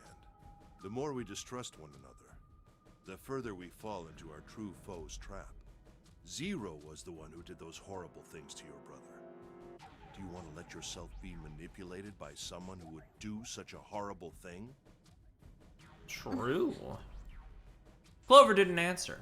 She didn't even look at Ace. The whole time, her eyes were on Junpei. You could feel Clover's eyes boring into him. They were the color of a deep winter lake. Junpei saw no suspicion in them. Only sadness. Then, in that horrible silence... Dong, ding, bing. It was the clock of the central staircase. It's 3 in the morning. That means we have 3 hours left. Oh, man. Then we need to move now. 7. Clover, I know how you feel, but you do understand that right now it's important we trust one another, don't you? 7 and Clover remained silent. Their eyes were looking at something somewhere else. Very far must away. go. We have very little time left. Ace's words put their feet to moving. They all knew where they were going. Our next destination is Mercury. Alright, let's go to the Maybe you Mercury. and June should check it out first and then report back to us. All right, let's go, June. Right. Alright, let's Here it head. is. You ahead? It sat bolted to the wall near the stairs that led to the casino and the kitchen, between the 2 elevators. The Mercury card reader. Yeah. We're using the card 7 gave us, right? Yeah, Yeah. I found it when we were checking out the shower room. I think 7 said something like that. Anyway, let's see what happens. I think he said something like that. I don't remember, though. He slipped the card through the reader. Beep, beep, beep. The light on the reader turned green and made a tiny electronic noise. I guess the elevator works now. Jumpy, I know it's only the two of us, but let's do our best. Hell yeah, girl. What's with you all of a sudden? I mean, when are we not doing our best? We are trying to survive out here. But hell yeah. I'm happy we were put together. You know it's just for searching E-Deck, right? Even so, God. I'm glad I'm with you. Oh. First, we need to find out if the elevator comes up full of water. Just like we did before. Alright, let's head in out wherever the fuck.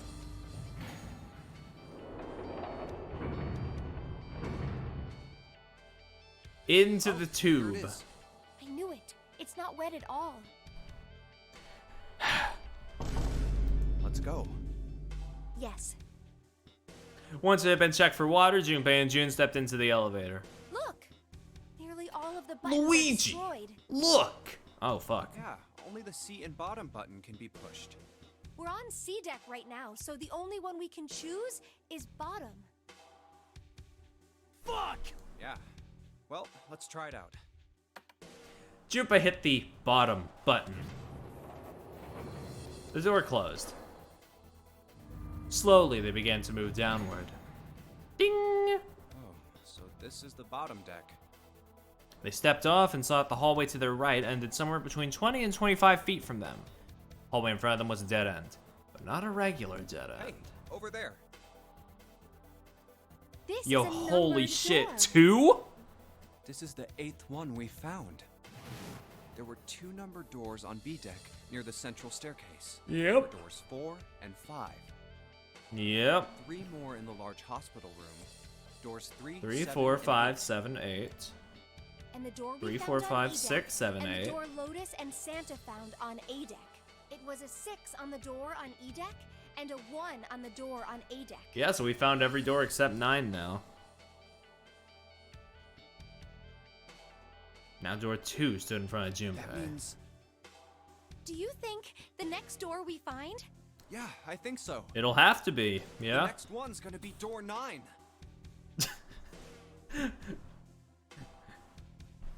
It literally could not happen because of the whole digital route thing, but it would be funny as fuck if one of them if the next one they found just said 10. There's something about that excitement that frightened them as well. Finally! Yeah, You don't look very happy about it, though. it's not that. I just hope nothing goes wrong. You're right. We should keep our fingers crossed. Let's head back. Okay. He did his best to put it from his mind and head back to C deck with June. 1, 2, 3, 4. All right, 7 pieces. Pieces of paper they'd folded up lay on the ground next to Junpei's legs. This isn't the Deca game now, is it? Yeah, that's yeah. That's why I said because of the rules, it ain't gonna do that. But it would be funny as fuck if he was just trolling. Everyone had written paper pulled from Junpei's notebook in an effort to pull together the blind vote. Oh god. Okay, the digital route thing is very complicated to explain, but it's very simple in practice. I don't know how to put it. Yeah, you add numbers until you get a single digit number, basically. Just double checking, but everyone wrote their code name and a door number they want, right?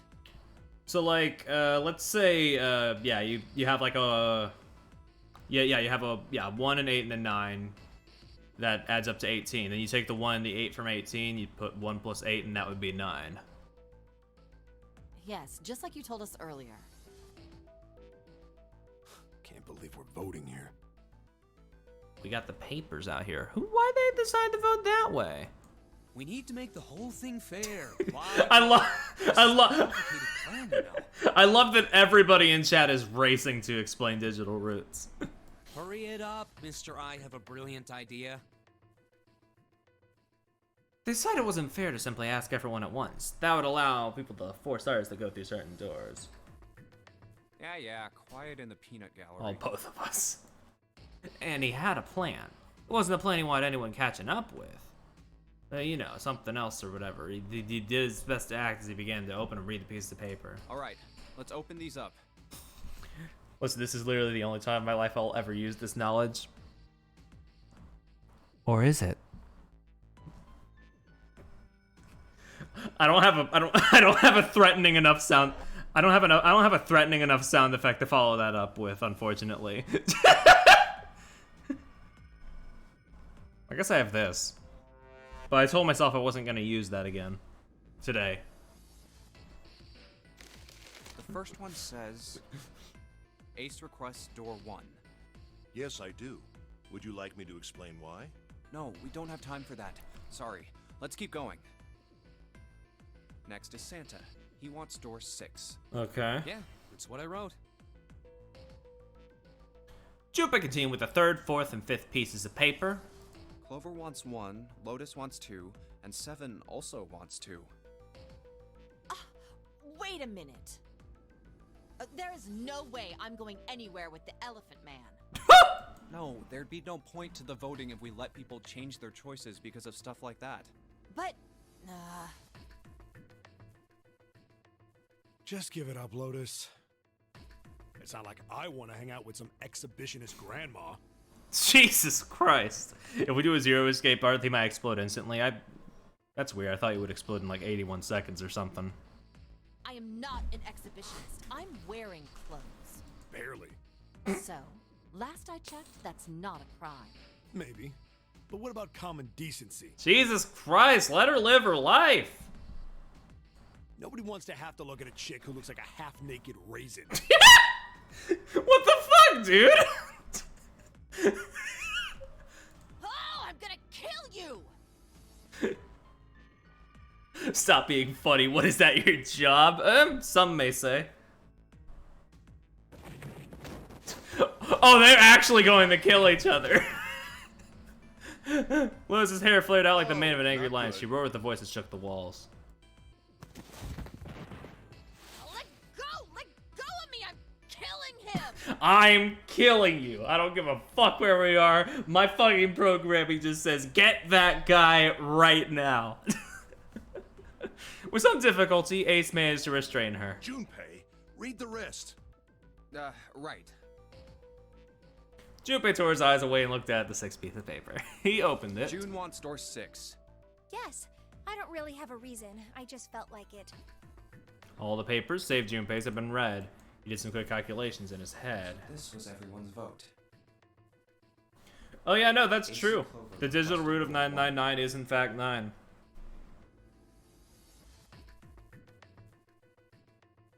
Seven and Lotus requested door 2. This is the door on the bottom deck and could be reached by taking the elevator to the bottom of the ship. Santa and June requested door 6. I hate that I've been playing this game for about only 6 hours, and I've already gotten, like, the way to solve digital roots, like, ingrained into my head. This is the door on E deck and could be reached by taking the elevator near the central staircase down. And the door I should choose is... It took less than a second to run the numbers. He opened the 7th piece of paper and spoke. Okay, the last one is mine. I want to go through...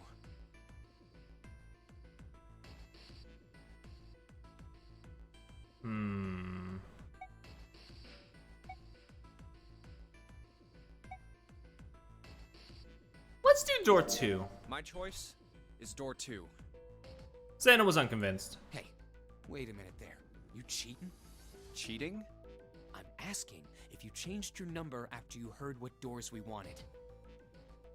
How could I do that? I wrote it down on the paper earlier. Let me see that. Sure, here. Junpei shrugged and handed it to him. Santa examined it furiously. The others peered at it as well. As they did, Junpei quickly slipped the piece of paper he'd been hiding into his pocket. Although he'd never know it now, Santa had been justified in his suspicions. Junpei had switched papers. I had 3 pieces of paper ready. For doors 1, 2, and 6. And I put the one with door 6 on it into the pot. This sneaky motherfucker. He put a small mark on it so that he would know which one was his. I just needed to make sure I drew last. This sneaky son of a bitch. After I saw everyone else's result, I just chose whatever door I wanted. If the number I'd already put in matched, then I didn't have to switch the paper out. Well, what does it say? He fought the urge to smirk. You got lucky. Santa snored and tossed the paper aside, frustrated. All right. So we know who's going through door 2. It'll be me, Lotus, and Junpei. Let's fucking go. The only problem's the other 2 teams. June and I want door 6. Clover and I choose door 1. Oh yeah, That's not good. We can't open either of those doors with only 2 people. that's true. Everyone was silent. Then suddenly Clover spoke, her face blank and cold. Why don't Santa and June go into door 1 with Ace? Huh? He just says shit like this without player input. Yeah, this this fucking rat, dude. Well, They looked at one another. 3 plus 6 was 1 is 10, 1 plus 0 is 1. Finally, Ace And spoke. what will you do, Clover? I'll be waiting at the stairs. You guys are coming back here, right? That's what 7 was saying, wasn't it? That had been what 7 said. We aren't going to be split up permanently till we find door 9. True, that's what I'm We might get saying. separated for a little while, but we'll see each other again. Otherwise, we won't be able to open door 9. And that's how the notary game works. I'm sorry, but I just want to be by myself for a while. It's understandable. You understand, right? You did see your brother's corpse, I get it. There was no emotion on her face, but it was drawn and pale, and her eyes were red. Actually, they're blue. Fuck! No one had the heart to contradict her. The room grew very quiet. Silence drifted down over everything like a blanket of fresh snow. It was Santa who finally spoke. all right. I'm going through door 1. That all right with you, June? Yes. June nodded. Well, we'll be going then.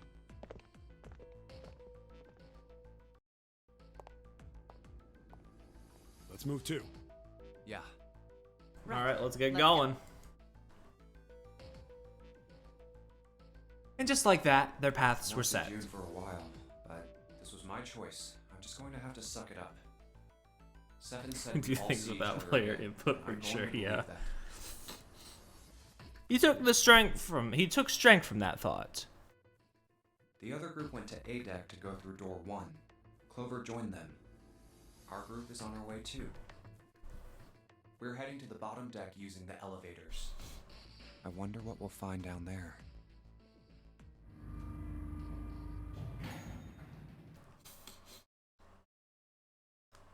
They stepped off the elevator and headed for door 2. We ready?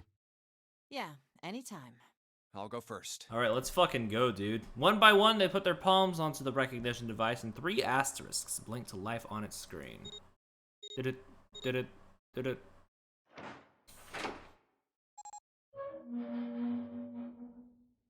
Let's go. The door opened, and they leapt inside. Where the hell is it this time? I mean, I will say, this is like a strange case for me, so far at least. I haven't done like the other routes, but from what I've played so far, this is like a strange case where for once, I think I actually like every like character in the cast. Except the 9th man, but he dies early and he deserved it, so. I don't see it! There it is. It's right there. Fortunately, it took them only moments to find the dead. It had been placed just inside the room, right next to a numbered door. They gathered around it and quickly scanned each of their bracelets. The skull thing, basically, when you enter a door, you have to find a, you basically have to find that thing within 81 seconds, and if you don't, the, timer goes off and, a bomb goes off in your stomach, and that's why Snake died earlier, because he, couldn't find the other thing on his own. Fucked up. It stopped. These people got bombs in them, yeah. The guy running the show, Zero, put them in them while they were asleep or knocked out or whatever. It's Yeah, it stopped. intestine, stomach. It was in the stomach at one point. Junpei could feel his heart pounding against the inside of his ribs. 7 and Lotus were breathing hard and fast. Man, I'll never get used to that. I'm not sure it's something I'd want to get used to. Yeah, hopefully we'll get out of here We soon. should finish this game before imminent death becomes a normal thing. Damn right. All right. Hell yeah. I got you, buddy. Junpei looks around again. This hallway's pretty short, but it's got 5 doors. 3 on the left, and only 1 on the right. 1 on the right, okay. Don't forget the last one at the end of the hall. But it's got a metal Yee. plate over it, so I doubt we're gonna get anywhere that way. Oh, okay. Yeah, I forgot. After taking a look around themselves, Seven spoke. All right, let's get started. I think we'd probably better Why split bombs up. though? You okay with that? Bro is cruel, I guess. He's just a cruel, psychotic man. Yes, no problem. Sure thing. Then I'll take this first one. Seven nodded to them and stepped into the room closest to him. I'll try the one next to it. At last, Junpei was left alone. Well, I guess I'd better get started too. I guess I better get going. He looked intently at the remaining 3 doors. Every goddamn time that sound comes up. I know this game came first. I am bashing it into my head, but I just think, oh man. Yeah, the Somnium Files was a great game, huh? Alright. Alright, let's look around, see if we can find a way out. What the hell is that? What the hell is this supposed to be? It's like a drawing of a whirlpool or something? Well, if I had to guess, I'd say it's trying to look like water. Drawing on a mirror that kind of looks like a spring. There's a little tile in the drain. It doesn't look like we'll be able to pull it out of there. Might have to use our heads on this one. All right, let's figure this thing out. There's nowhere gonna be able to pull it out. Maybe we can wash it out. Huh, looks like the water doesn't work. Looks like we are not washing it out. Doesn't matter how much Seven turns that thing, no water is coming out.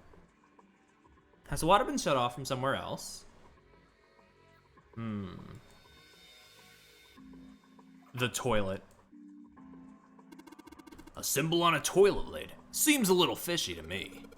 It's a sun symbol, but it doesn't look like the ones on the doors. This looks like a toilet. Pretty old school toilet. Guess that makes sense though, his ship seems pretty old too. Hey, his handle's pretty loose. Loose? You think it'll come off if you pull on it? Let's find out. It fell off. Look at this. That handle doesn't really fit on the string.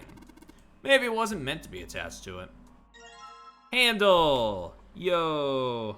Let's take a look at this handle.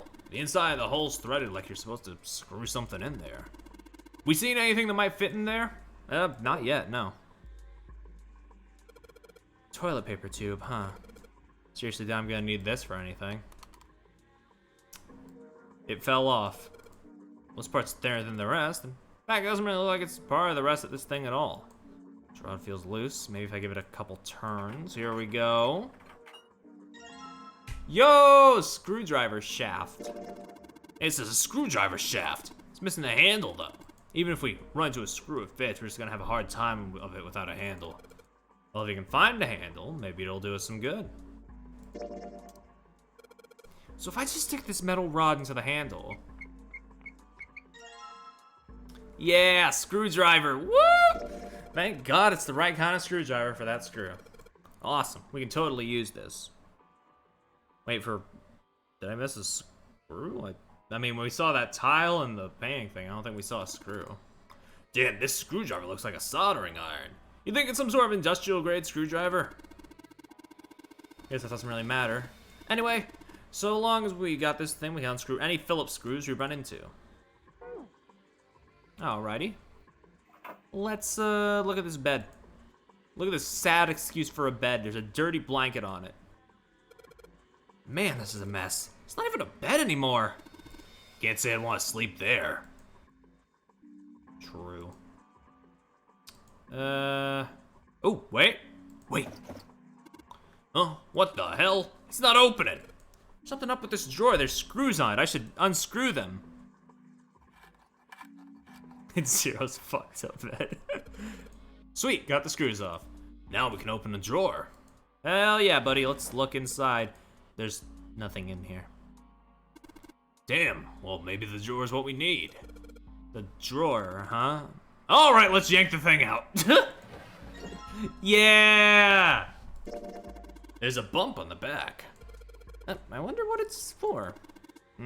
Here's a hole somewhere. These bumps line up with it and trigger a hidden switch. Hey, we've seen weirder stuff. Doesn't seem that far-fetched. You're right, you're right. You got a point.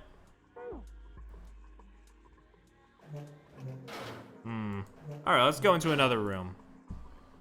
Another doodle. Somebody made some wavy blue lines on this mirror with blue paint. Kinda just looks like toothpaste.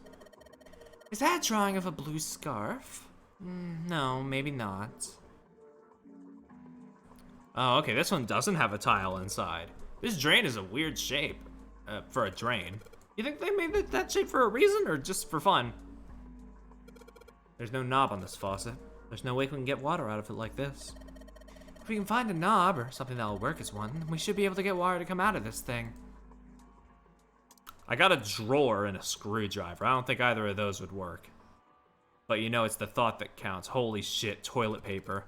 This paper seems to be pretty old. How the hell can you touch that? It's horrible. Well, it's not like I've really got a choice, do I? It's not like I want to. Half-used toilet paper. Well, it's old and kind of grossing me out, but there's nothing suspicious about it. Just hanging from the wall, man. Well, if we're pulling the string, it must be a toilet that flushes. Boink. Moon. Okay, so the other one was sun, this one is moon. What a filthy, disgusting moon. Yeah, it's pretty filthy, but it's a precious hint. Let's remember it, alright? Okay. Toilet's disgusting. You don't expect me to touch that thing, do you? If you don't want to, then I'll do it, alright? There's a string, you pull it to flush the toilet. This toilet is vile. Unsurprisingly, Lois refuses to go anywhere near it. Understandable. Let's look around. Oh ho, there's nothing in that drawer. Yeah, something's not right though. Handle in that drawer doesn't really fit, you know? It just looks messy. Why don't you take it out? Yeah, look at it. So there's a mirror on the other side. Oh shit, I didn't even notice that. Yeah, interesting. Kind of an odd shape. It looks like someone attached the handle with a screw after the fact. Oh really? If I use this screwdriver on the screw on the center of the handle, maybe I can. Yo! Who out here cranking their knob? What? Well, that came off easily enough. It looks like a faucet handle. Yeah, it seemed a little weird to put it on a wooden drawer like this. Oh, and the screwdriver's just dead now. I'm sure they made it look odd on purpose. With a shape like that, there's only one place it could go. On the toilet. No. Junpei is knobbing off. What do you mean? Sweet. The handle I got off that drawer fits into the faucet perfectly. Now I can turn the water on. Junpei, what are you doing? Crack. I mean, it's pretty obvious, isn't it? I'm running the water. I can see that. I'm asking you why you're just letting it run like that. Think about it, Lotus. This faucet didn't have a knob when we found it, right? What do you mean? Just watch. Anytime now. Hey, water's filling up. Doesn't that just mean the pipes are clogged? Whoop, let's turn it off for now. So did anything change? And the water stopped flowing. Thank you, Mr. Obvious. Ugh. Junpei, I'm leaving this one with you, all right? I mean, that's basically everything, and everything is left to me. Is the drain clogged? It looked like a lot of the water isn't draining out of this sink. It's totally filled with water. Pipe. Oh, no pipe. They do not be giving me pipe. Oh, I don't like the look of this one. Ah, god damn it! No matter how hard I pull on this damn thing, it won't budge! Guess I won't be opening this anytime soon. Just like it's got a keyhole and there doesn't seem to be anything stopping it. How the hell am I supposed to open it? Drawer doesn't open. Wonder if this is part of a puzzle. That's what I'm wondering. There's a simple chair over where the light doesn't shine. We move it over to where the light does shine? No? Okay. The mirror seems really high. In fact, it's so high, it's kind of hard to see your reflection in it. Sink, but there's no light. It's hard to be sure because it's so dark here, but I don't think there's anything going on with this sink. The faucet is too hard to turn. What's the deal with the lighting here? There's just this one beam of light. The rest of the place is too dark. I can't see anything. There's no way we can explore the rest of this room. I'm still gonna flush this toilet though. Barely make out the string for a toilet, but I can get a hold of it. Damn it, kind of pisses me off that I can see it, but I can't touch it. 14E. Fucking hexadecimal strikes again. 14 is E? Probably means a 14 somewhere represents an E, but I don't know what 14 that would be. Toilet paper. It's still white enough for me to know what it is, even in the dark. There's nothing out of the ordinary about it. Looks like a dirty toilet, but it's too dark to tell. What do you mean? I think it's noticeable enough, even still. There's a door in the back. Wonder where it goes. I thought of that and I tried a couple things, but yeah, same result. Guess 7 wasn't about to do anything. Oh well. It won't open. Alright, let's go to the emergence room. There are a bunch of tiles on the door that spell out emergence. Emergence? Maybe it means we need to emerge out of here? Can I rearrange the tiles? We need to do something with these tiles to open the door? Can I do something with the tile? No. I cannot. I have a drawer without a handle and a desk drawer now. Question. Yeah. What's up? I already took the drawer out of this desk. You can use the mirror drawer on the light source of the door. Oh, you know. That's an excellent point. I should try that. Was it this one? There's a ray of light in the center of the room. Maybe, no, it was the one without the handle. Oh yeah! We can probably use this mirror to reflect the light. Now I just gotta figure out where to reflect the light. Maybe if I go somewhere it's a little easier to shine light on. So if I shine the light on this mirror in the back, oh, I get it. If I shine light on a mirror, symbols appears.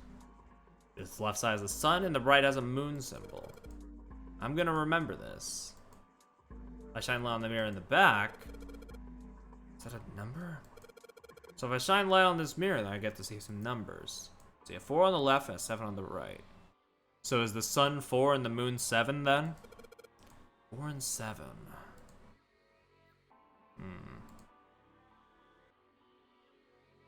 Okay, okay. So we have numbers now, 4 and 7 for sun and moon. There's a bulge in this wall. Okay, thanks, Junpei. The ceiling. Ceiling. So that's the ceiling, huh? I wonder if it's sealing us in. Oh yeah, 4, 7, and 14, true. But the 14 was equaling something else. 4, 7, that would equal 11. 1 plus 1, the digital root of that would be 2. If that means anything. Some kind of blue design, yeah. I still gotta figure out where this drawer with, I still gotta figure out where this other drawer is. E is just what 14 is in hexadecimal. Yeah. Yeah. Oh! Looks like that sun symbol we saw in the dark room. Yeah, that's right. There was some kind of number hidden there, too. You think maybe the number was how many times we took a piss? No, it's gotta be how many times we flushed. I wonder, was the sun we saw in the dark room indicating this place? Was it numbered how many times I need to flush? I doubt it was either of those things, but you know. We each have our own thoughts here in the Escape of the Zeros. Same as the moon symbol. Right, there was a number 2. There was a number there too, right?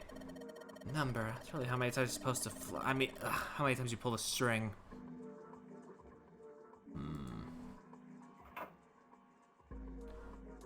Oh, fuck. Towel! Oh, it looks like a towel. I have to wonder if the design means anything, though. Maybe we should consider what the design might be. Perhaps that'll give us a hint? I think I understand. Hold on. There are a couple of wavy lines on the mirror. Oh, no, I can't wipe it off, no. Wait! The sink is totally filled with water. I have the towel equipped. Why can't I, soak it with water and then wipe this down or something?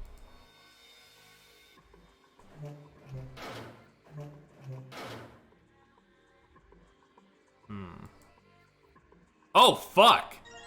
Tile! So we got this tile. And he's got these red, blue, and gray lines.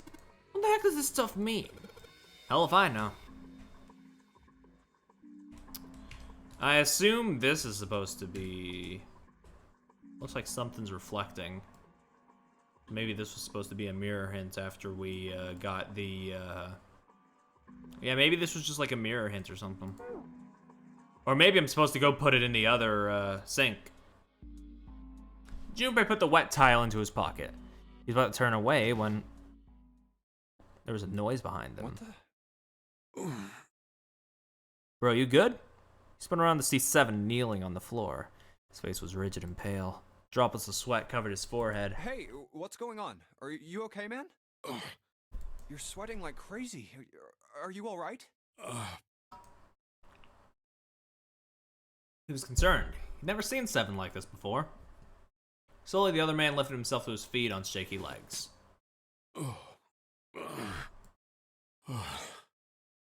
Yeah, I'm fine. Just got a little dizzy, that's all. Was it a fever? A lot of people seem to be getting those in this game. His face was pale and his breathing was heavy. Sweat was pouring off his face and staining his shirt. That's definitely more than just a little dizzy. Are you sure? You don't look so good. Seven didn't answer. Half of his face was twisted as if disturbed by extreme pain, and his eyes were glazed. Finally, he spoke. What am I doing here? Huh?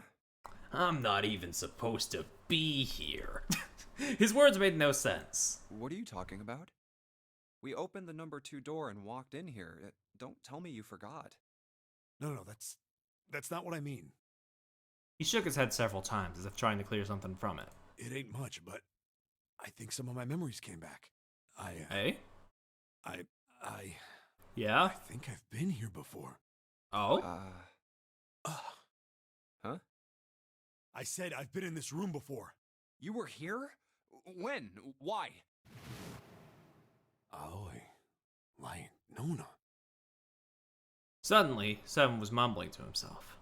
There are words Junpei didn't understand. Well, I mean, isn't Nona, like, you know, the 9 thing?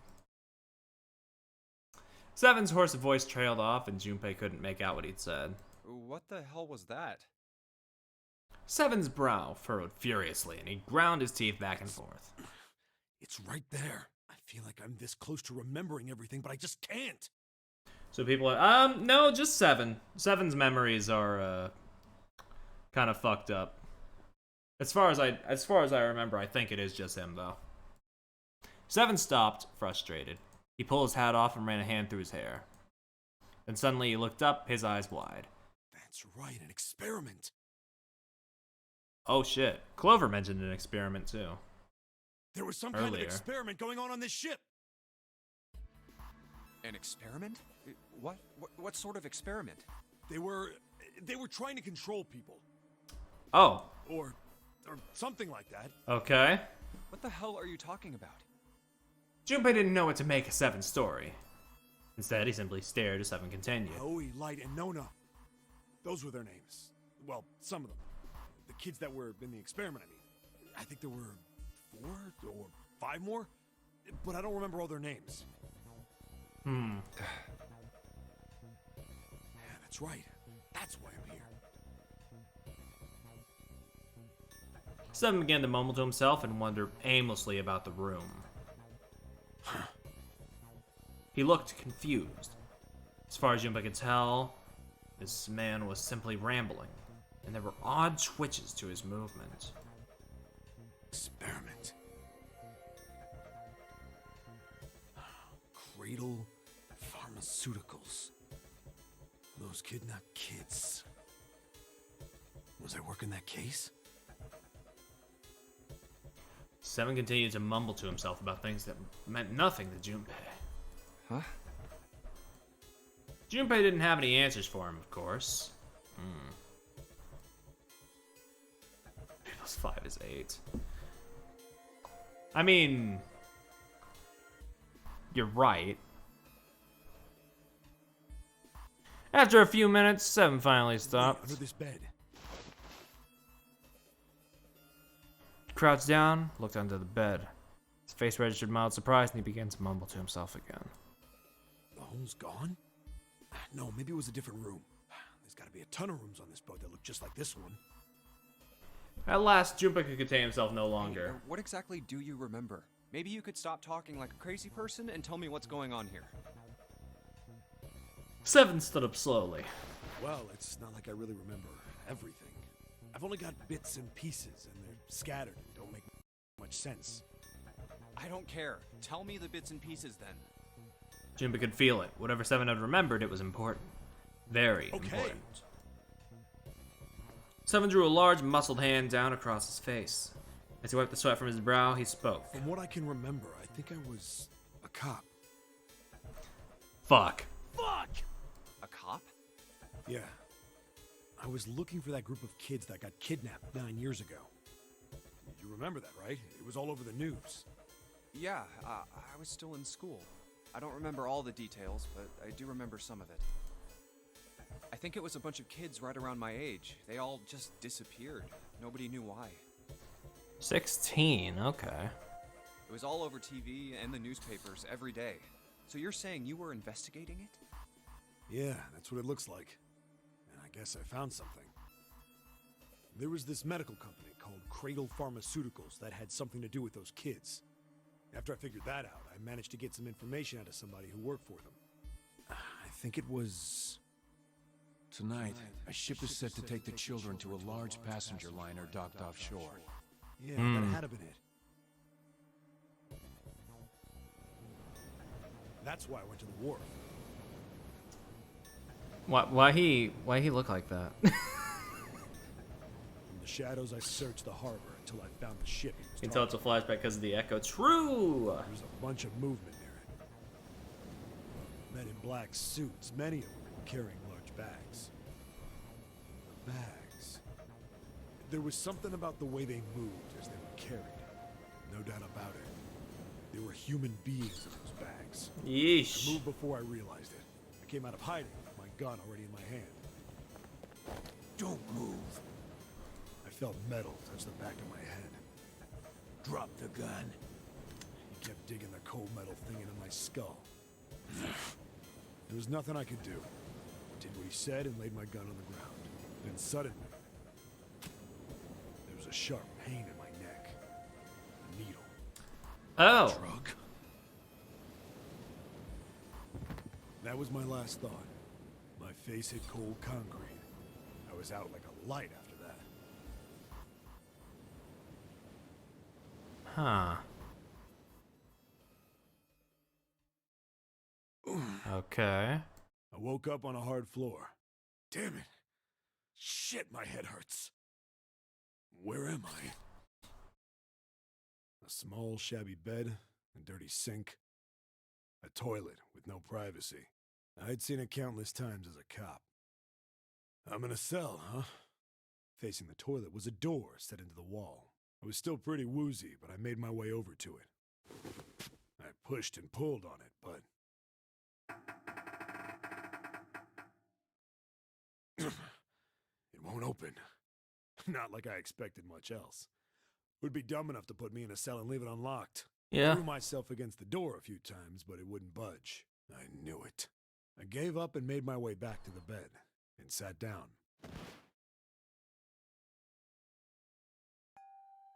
I sat there for a very, very long time. Who knows how long. Then, I heard a faint voice. The voice was far away. I couldn't understand what it was saying. But I could hear one. It was pretty high, probably a little kid. Huh? Hmm? No, it was several. 5 or 6, maybe more. Where? Where are they coming from?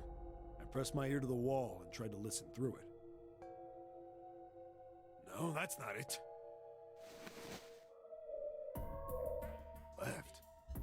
It's coming from under the bed? I hauled on the metal frame and flipped the thing over. Huh. And there it was. The bed had hidden an air vent under it. The hole in the wall was covered by a metal grate. I dropped flat on the floor and peered through the grate. I couldn't see shit, but I knew it in my gut. This was where those voices were coming from. Hold up. Why are there kids here? But then what my inside man told me popped into my head. Tonight, a ship is set to take the children to a large... Yeah, the passenger thing. Am I on that ship? I think so, buddy. It didn't matter. All I knew was I had to get to those kids. I checked out the metal grate. Could I fit? I stuck my fingers in and grabbed it. And then...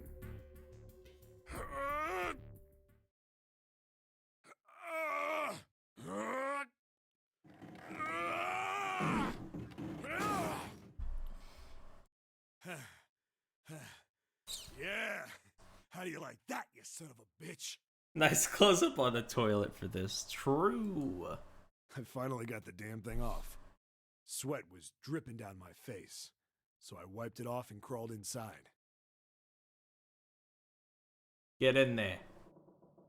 Da-da-da-da-da-da-da-da. Junpei waited for Seven to resume his story, but the longer he waited, however, the clearer it became that Seven had no intention of doing so. He had gone silent and simply stared off into the air, his eyes blank. Hey, what happened after that? He'd waited long enough, but Seven shook his head. I don't remember what happens after that. Yeah, I figured. Fair enough. I think I found some kind of door out of the duct. Man. And I think I found some kids, too. Not good. Why can't I remember what happened next? Ah, man, what happened to the kids, Seven? Did you save them? I don't know. I don't know if it was me. I've got this feeling. I think one of the kids died. A girl, Yeesh. I think. Huh? Well, that's unfortunate. Deep in his heart, Junpei felt something very cold. Seven's head dropped, and Junpei saw in it a look of sadness, the likes of which he had never seen on the man before. The man's eyes blinked rapidly, as if he were fighting back tears, and he swallowed hard. His sigh was like the melancholy setting of an old, abandoned building. He shook his head, and he spoke. Anyway, just please don't ask me anymore, okay? Okay. I really don't remember anything else. After that, Junpei could hardly try to force any answers out of the other man. It's fine. Don't push yourself. Yeah. Going by what he said? I'm sure we'll find out if he remembers anything else, though. Junpei left Seven to pull himself together and instead began thinking everything over. The children who had been kidnapped 9 years before?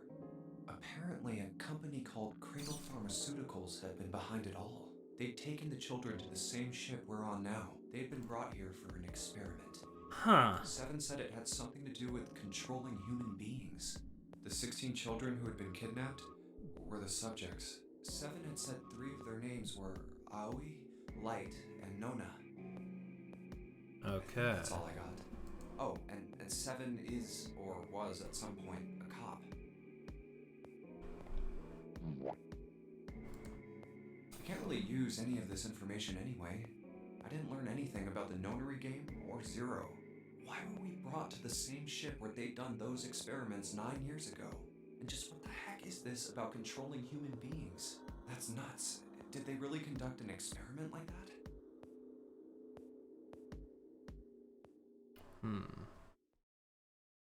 Before long, Junpei realized he had spent quite some time deep in thought. I don't have time to just stand here thinking. I need to get moving. Junpei shook his head quickly to clear it and returned to his investigations, thoughts swirling in his mind. Swirling like this image on the sink. On the mirror, I mean. The drawing on the mirror looks just like part of the design on that towel. The design on the towel was a river and a spring, right? The picture on this mirror is a spring, and it's talking about the water in the sink. So it's trying to show. Oh fuck. How do I? Show me the log, damn it. Whatever. What are you going on about? Maybe you ought to explain. And forget about the puzzle we already solved. We need to look for new ones. It's like the spring indicated, this sink is full of water. And water, and water, and water, and water, water, water, and water, and water, and water, and water, water. Drawing on the mirror is just like part of the image on that towel. Towel's a river, and this spring, is it? This mirror has a river on it. It's indicating this sink, then. The symbol's telling us to make the water flow from this side. Is the drain clogged? There's a lot of water isn't draining out of the sink.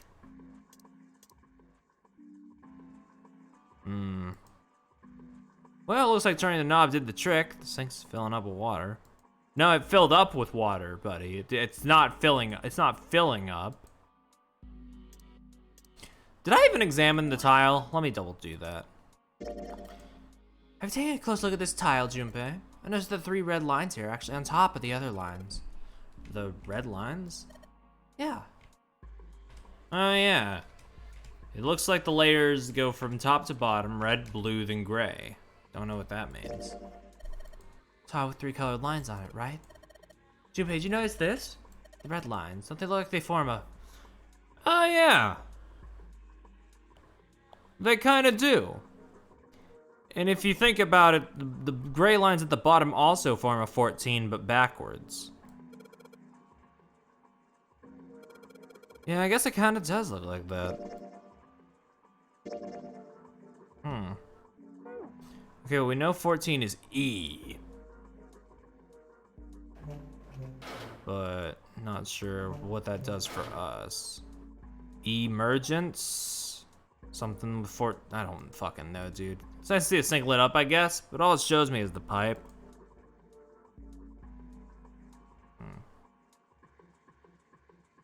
This blanket, not really a great one, but still. Sink, but there's no light shining on it. Yeah, well, we did our best.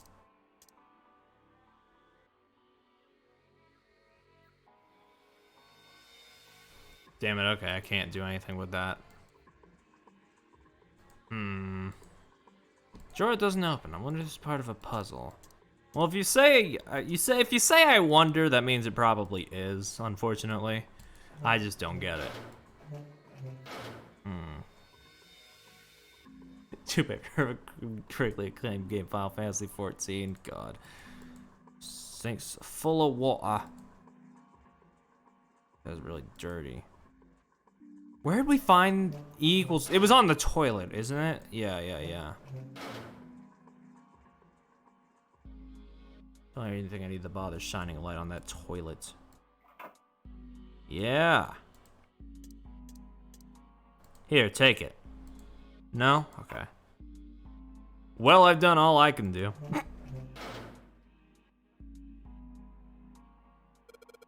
Tiles we found, the tiles here are the same size. When I touched the tiles on the door, I felt something weird. Huh? I can move these tiles. Then that means, maybe if you swap the tiles we got with the tile on the wall, something will happen. I suppose now we just need to figure out what the strange designs on these tiles mean. Why are we saying tiles plural like I'm supposed to have more than one? At any rate, we should look for all of the tiles that are the same size. You're right. Let's be back here once we've done a thorough search. Oh man, there's more tiles I need to find. There's a dirty blanket on the bed.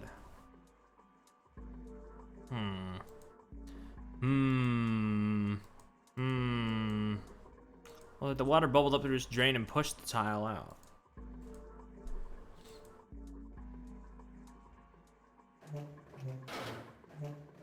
Womp, womp, womp, womp, womp, womp.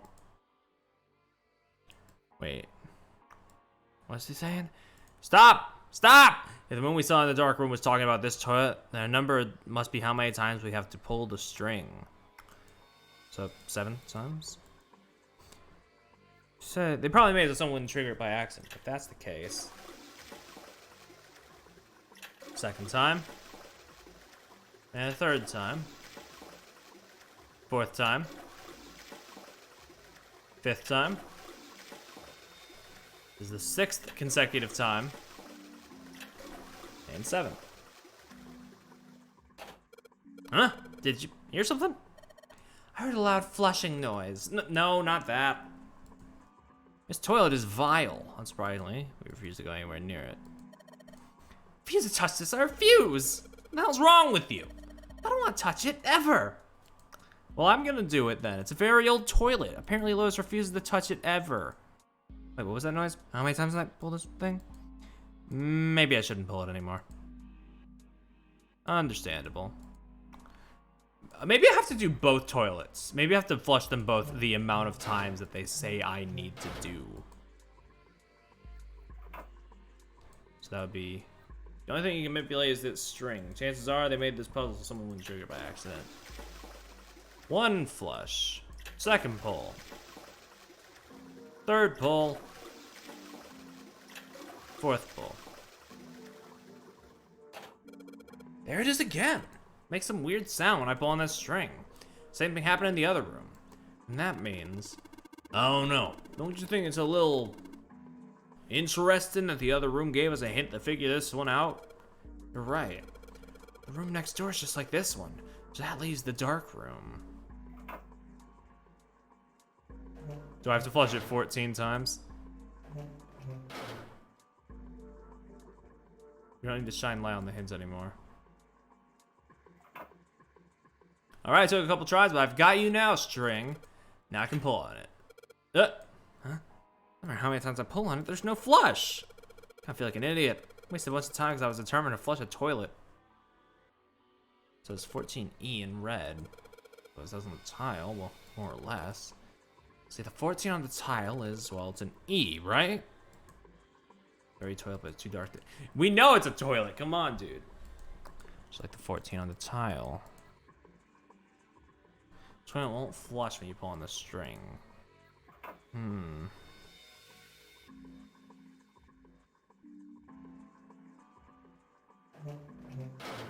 Wait.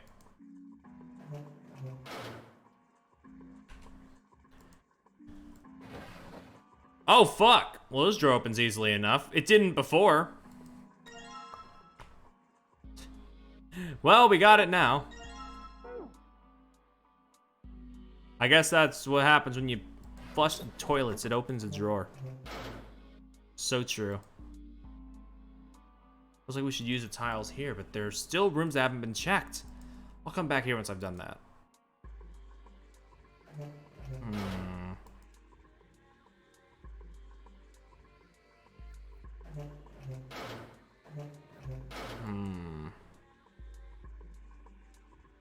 Looks like turning the knob did the trick. It's filling up with water. Is the drain clogged? Yes, it is.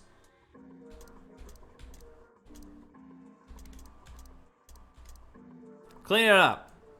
No. Okay.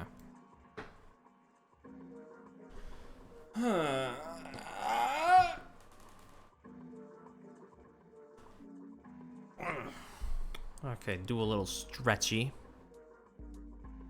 Can we pull the string anymore now? No. Okay. Let's go back into that other room and see if we can do anything else.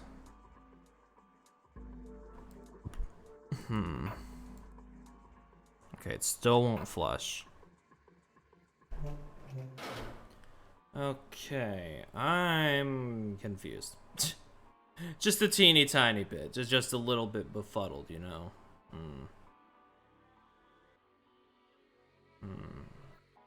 Still something strange you haven't used? Okay. I mean, yeah, I haven't really used the towel yet, but I haven't really found a place to use it.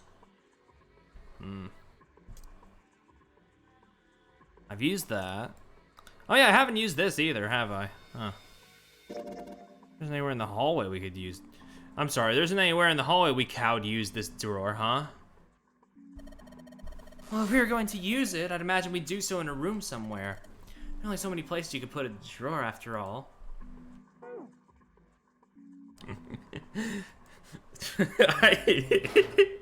I love yeah, I love being the fucking shadow meme where he goes, minor spelling mistake. I win. God. There's a ray of light. Yeah. I need to figure out where to use the, you need to figure out where to use this drawer. Use it on this drawer. No, wait, we already opened this drawer.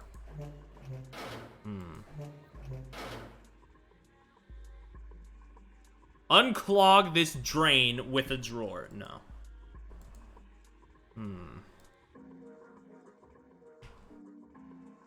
Put the drawer in the other spot? Sounded like something falling. What was that? I heard it too. Let's open the drawer.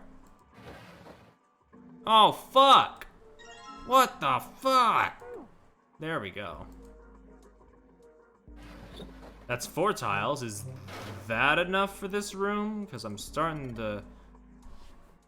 Okay. Well, it looks like we investigated all the rooms. The only mystery left is that door. Alright, let's crack that mystery then. We got 4 tiles, and there are a bunch of tiles that are the same size up on the wall here. To replace 4 of the tiles on the wall with the ones we've got, that should open the door. There's only one way to find out. No, okay, I cannot shuffle them around. That's unfortunate.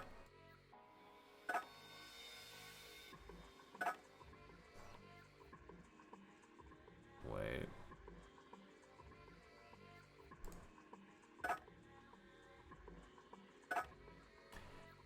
Shoutouts to Kregna.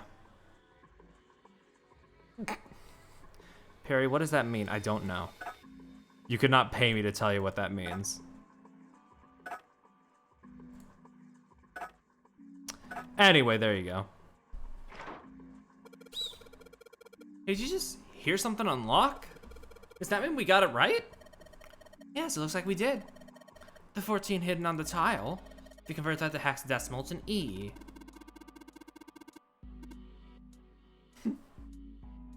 What kind of next level Ligma joke is this? I'm not ready. Again, I don't know. This joke is from the future. You don't understand it yet. Anyway, basically all the E's in the mergence are the 14s from the tiles. So if we replace it, that gives up the answer. If you really care why it worked, let's just get out of here. Alright, let's go!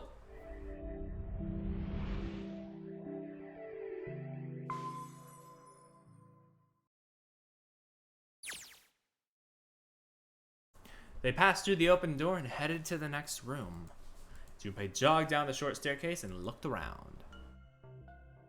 Oh! Torture facility, great! Oh, what the hell is this place? Words had sprung unbidden to his lips, but it was clear why. Junpei shivered. Lotus and Seven reached the bottom of the stairs and stopped short, terrified. Ugh, this room is really creepy. I think we ought to get the hell out of here now. He jogged up the stairs on the opposite side of the room and shook the door in the wall next to the catwalk. Dong, dong, dong. It didn't open, and he muttered to himself. Figures. Oh. Ooh. It's locked, isn't it? Yep. Don't know why I thought this would be any different. So, what is this room for, anyway? What is this place? Junpei looked around the room again. Well, there's a chair in the center of the room. Oh, looks uncomfortable to say the least. I'd rather not sit in it if I can avoid it. Yeah, that looks like an electric chair adjacent thing. The back of it was covered with electrodes connected to a nest of wires. Looks like it's placed over some kind of glass panel. Too dark to look through it, though. Junpei turned to look at the right side of the room. There was a table covered with a piece of cloth. This isn't dried blood on the tablecloth, is it? I think it might be. On top of the table were a number of metal instruments. Junpei didn't know what they were for, and he had a feeling he didn't want to find out. Oh, what the hell is this? What are these tools for? That's not something I even want to think about. Junpei shook his head in an attempt to clear it. And try to focus on something else. There's also some Kragna left on it. Fuck off.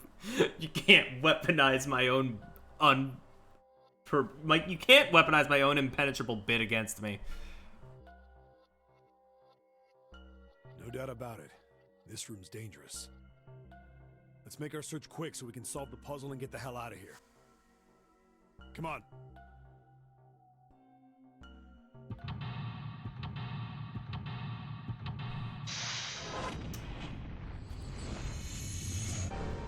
Damn, 2 back-to-back, okay. Let's fucking do this then. The torture room.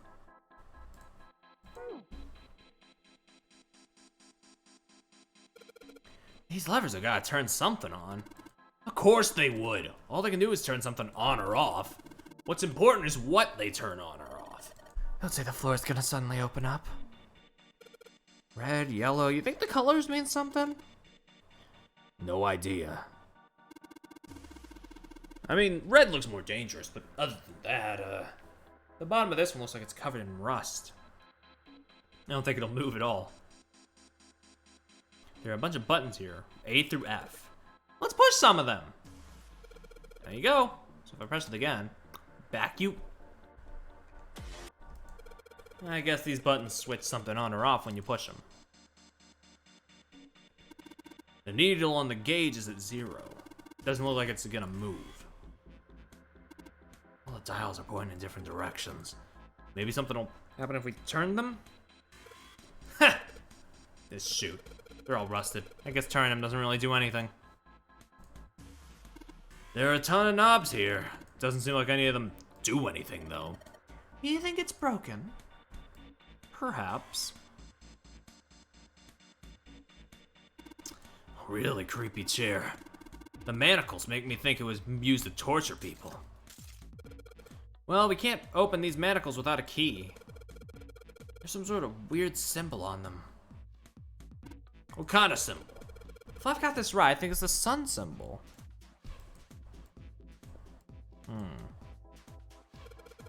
There's something on the screen.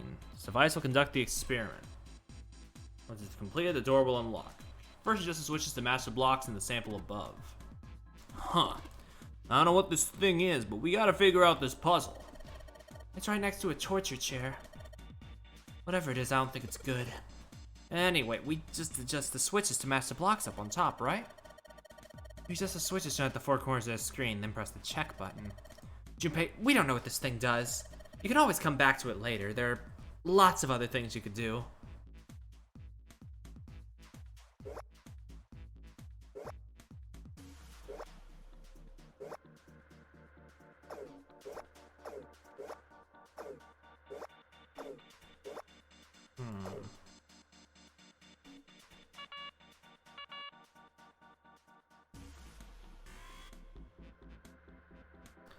Oh, okay.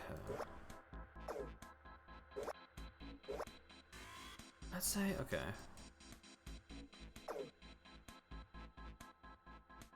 Okay, wait.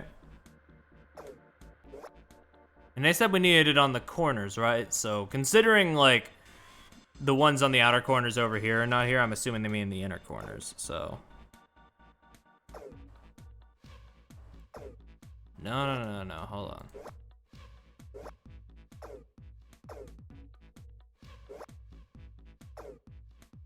Oh, fuck.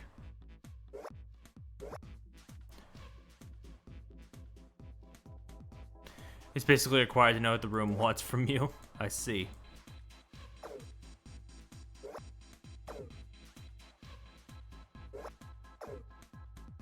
Okay, we're back here.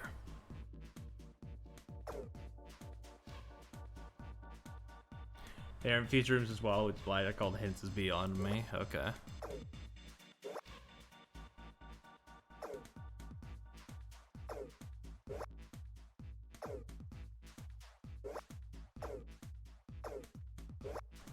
I'll come back to this.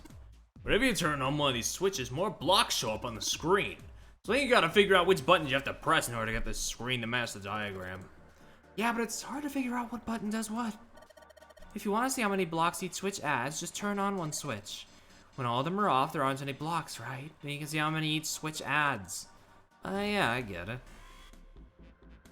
Wires. There's a whole lot of cables coming out of that thing. It's really kind of a mess. You can barely tell which is which.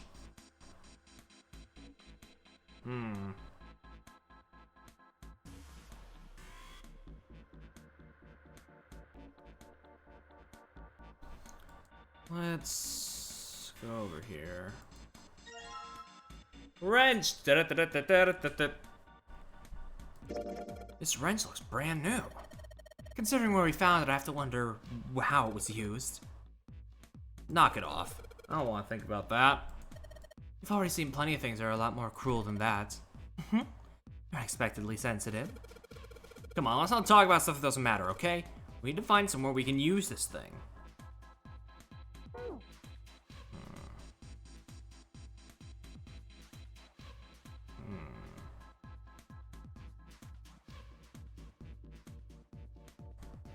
Cover's bolted on there pretty good. Should be able to get this bolts off with this wrench we just found, though. Yeah. Sweet, it's open. What's inside? The hole's too small. You can't see in, even with the cover off. Well, you can't see in, but I think there's enough room to stick your arm in. Are you sure you want to do that? There could be something dangerous in there. Okay, I admit that scares me a little, but we need to see if there's anything useful in here. All right, here we go. Arm in the hole. Hey, I think I can feel something. Small, cold, and hard. Doesn't feel like there's anything else in here. All right, let's see what this is. Yo, sun key. Woo! Key with the sun symbol on it. We should be able to open the other door with this. Yeah, but we gotta get out of this room before we can do that. And we're probably gonna need the sun key to do that. But none of the doors in this room have keyholes. Hey, we gotta use it on something that's not a door.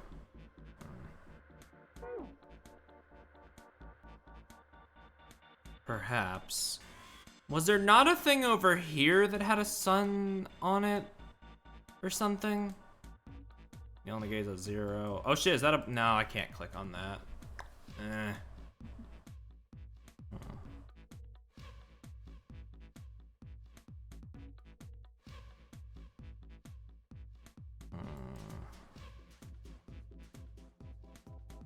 Adjust the switches to match the blocks on the top and then press the check button.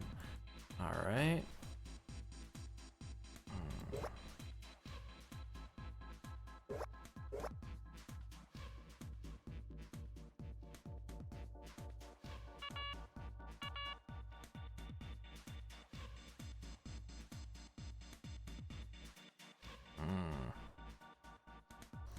What is it again?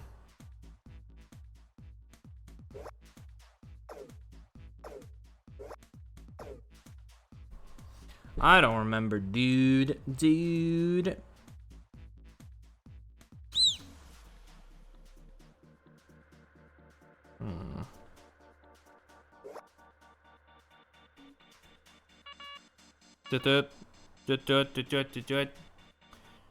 Happy to have forgotten where the sun key goes. No, I'm just examining my other options.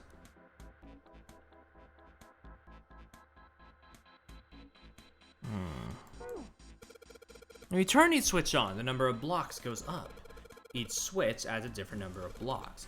If you think about it, all you gotta do is a couple addition problems. If you turn a single switch on and count its blocks and do that for every switch, it's super easy. 1 4 2 4 2 3 1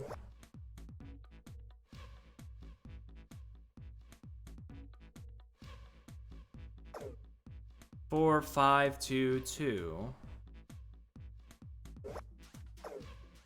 2 3 1 Yeah.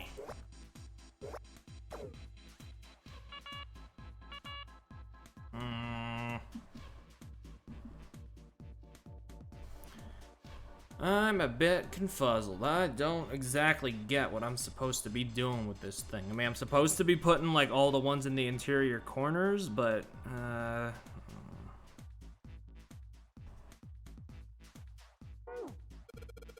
Alright, just need to do 4 addition problems here. Turn a single switch on, count block to do it for every switch. Yeah, I know, it's so easy. It's so easy, I don't understand what the problem is.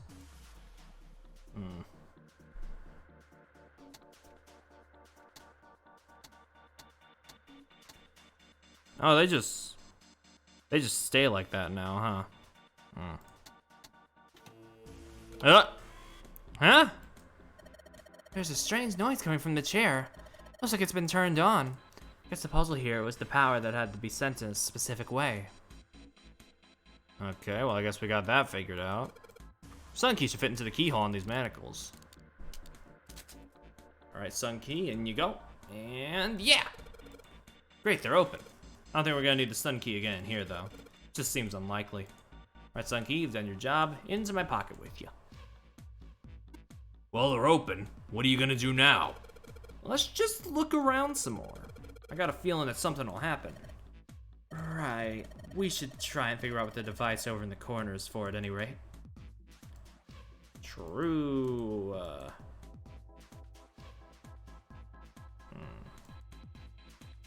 This will switch to match the blocks up top and then press the check button. Okay.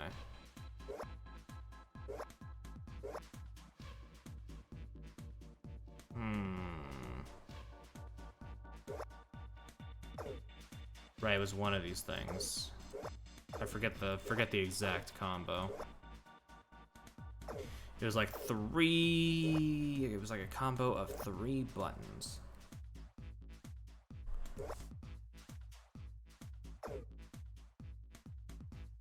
There we go.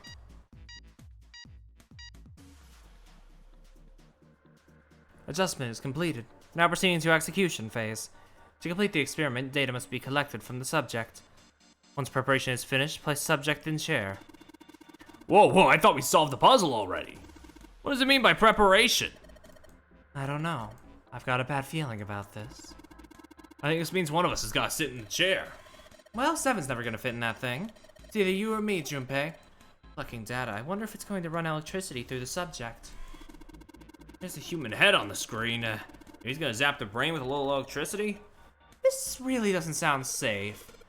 Anyway, we still gotta prepare. We can talk about this after we figured out what it means by preparation, alright? Well, it wants us to prepare, so maybe we ought to ask it what we need to do.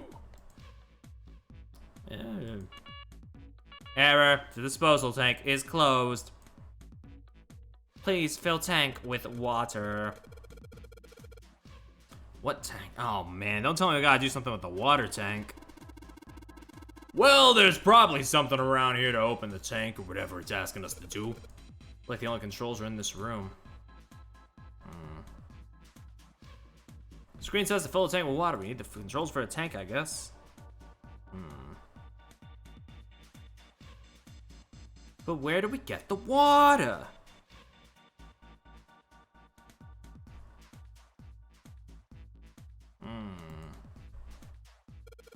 Of course, entrance is locked. It's like that in every room we've been in. What'd you expect? There's no point to try to go back. Let's just think about going forward, alright? Yeah. There's nothing in there anymore. There's nothing in the tank. Balls! No. I can see some oil or something down there at the base of the lever. Yeah, feels like got some movement to it. I should be able to pull this one. Alright, let's pull the lever. Is that water? What the hell? What's going on? Will you calm down? It's just water going somewhere. Sounds like it's underneath us. That means the floor. Oh! Junpei, look! What's she? Oh, damn! I can see through the glass now. EDB.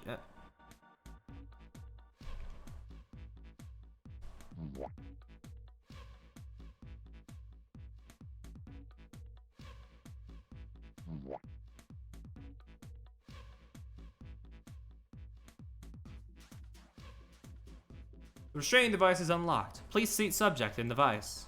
The message on the screen is disturbingly detached. Well, like we thought, it's not going to work unless someone sits in it.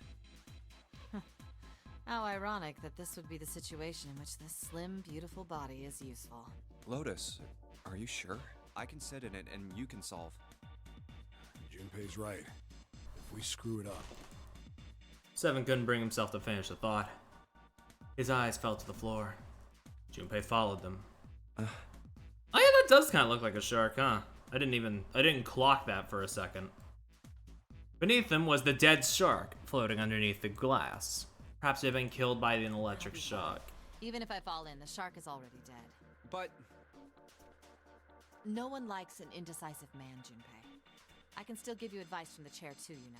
I just don't want to stay in this room any longer than we have to. Go over to that screen and let's get this over with. Alright, girl. After her words made it clear that Lotus would book no argument, she turned and walked towards the chair without hesitation. But she did not sit down. Despite what she had said, she did indeed feel hesitation. Her legs shook. Look, do you think you could do me one last favor? don't say last. You're making me nervous. Just listen. If something happens to me, I want you to tell my daughters. Tell them that I loved them very much. I didn't know she had children. No, tell them that I will always love them. Daughters? You've got kids? Yes, I do. I suppose they're about your age, Junpei. They're twins. I had them when I was young after... well, some things happened. Their names are Nona and... Did not mean to open the calculator. That's funny as fuck that it does that with my fucking keybind. Wait. Nona? Junpei's words shot out before he even realized what he was saying. He remembered the story Seven had told him. Aoi, Light, and Nona. Those were their names. Well, some of them. The kids that were in the experiment. But what the hell? What's wrong with you? Lotus took a step back from Junpei. Oh. Seven looked just as shocked as Junpei. He blinked his eyes rapidly, as if he weren't sure if he was completely awake. No way. It couldn't. Lotus, is your last name Kashiwabara? Lotus's eyes went wide. How do you know that? Are you serious? What the hell is this? There's no way you're that kid's mom. That kid? Wait, what do you mean that kid? Why are you acting like you've met her? Oh. Seven's brow furrowed. I have. What? Yeah, I met one of your kids. When? 9 years ago. Where? On this ship. Why were you... It's not a short story. Yeah. I don't care how long it is. Tell me, please, what happened here? Fine, I'll tell you. Seven glanced at Junpei, then turned back to Lotus and began to speak. It was the same story Junpei had heard only minutes before. Every detail. But... And then, that was when. From there, it looked like... just as if, finally...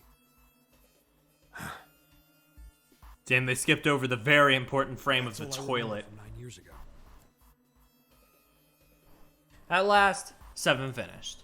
Lotus shook her head. Oh my god. Everything I've been looking for the last 9 years. The person who had all the answers was right here. Looking for? Yes, that's right. 9 years ago, my daughters disappeared. Then 9 days later, they came back.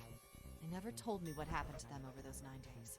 I took them to the doctor, but I was told they hadn't been hurt in any way. Still, I was sure that they had been through something terrible. So I couldn't bring myself to force them to talk about it. If I did, then I'd force them to relive whatever horrors they'd been through. I didn't have any choice. I had to try and ignore it and move on. Oh. A few months passed.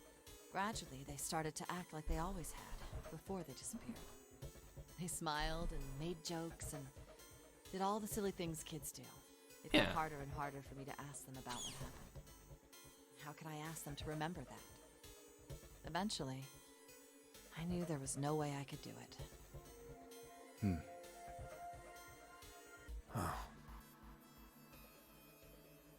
But I'm still a mother. I couldn't simply forget that something terrible had happened to my children. So I decided I would investigate what happened on my own. I would find out what happened during those 9 missing days. What did you find out? Nothing. The police pretended to be concerned, but they didn't do anything. Once the 16 children who'd gone missing came back, things were just... Even the media didn't talk about what had happened. I figured someone was probably paying or threatening them to keep their mouths shut. Cradle Pharmaceuticals. Yeah. No, probably something even bigger than that. Oh. Cradle Pharmaceuticals.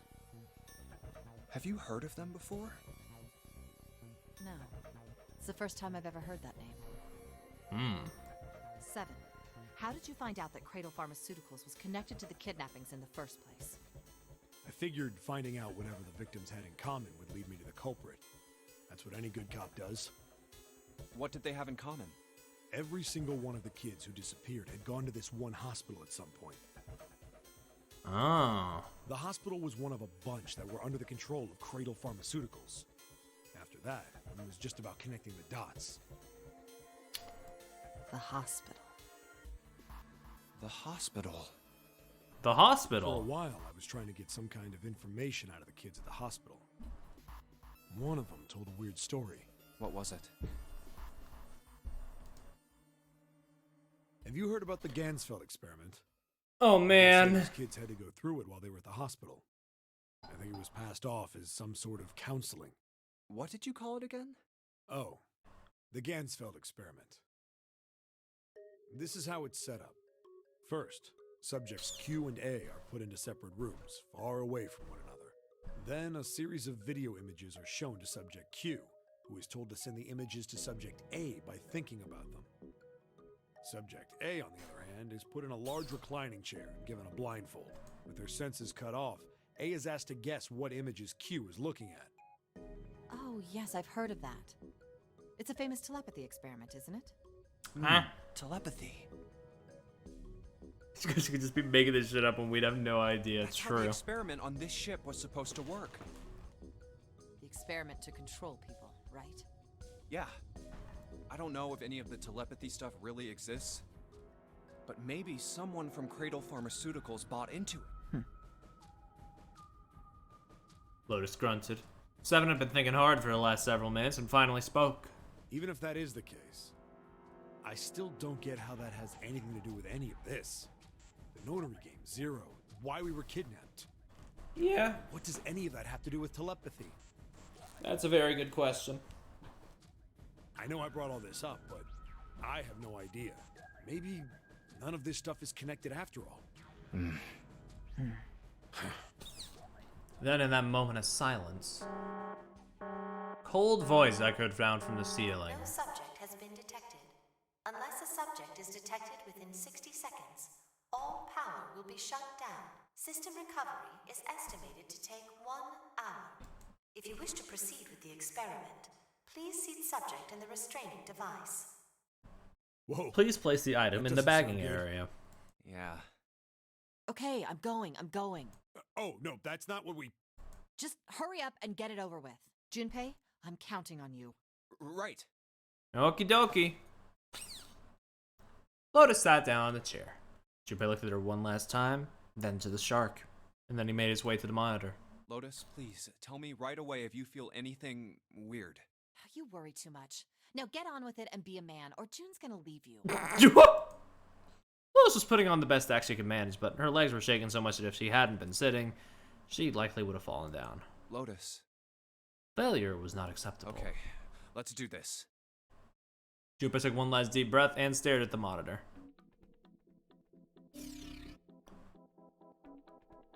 Oh, what the fuck is this, dude? Okay, this one's fine.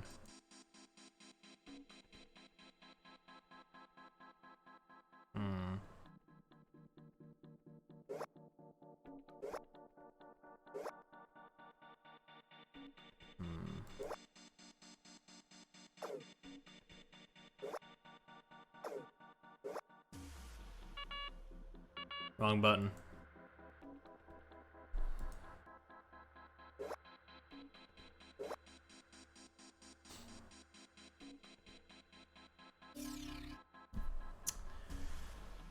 Oh man, do I have to like... No. I think I'm overthinking it a little.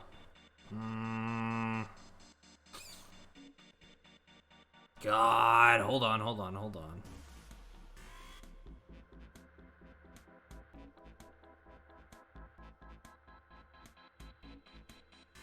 Oh, I can't turn it while the hint is off. Oh my god, oh, fuck. Oh god, I gotta turn it off, yeah. No, not quite, okay.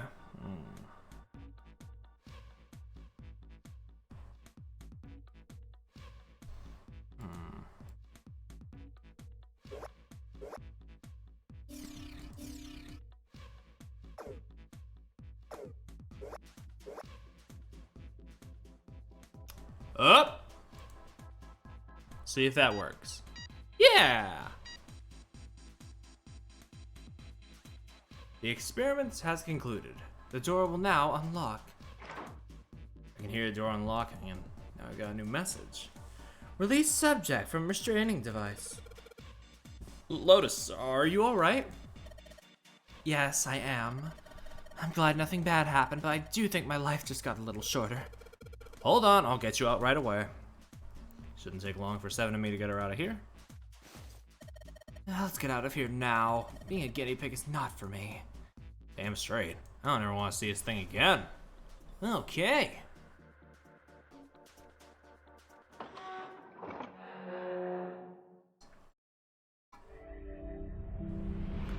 You found it. Let's go.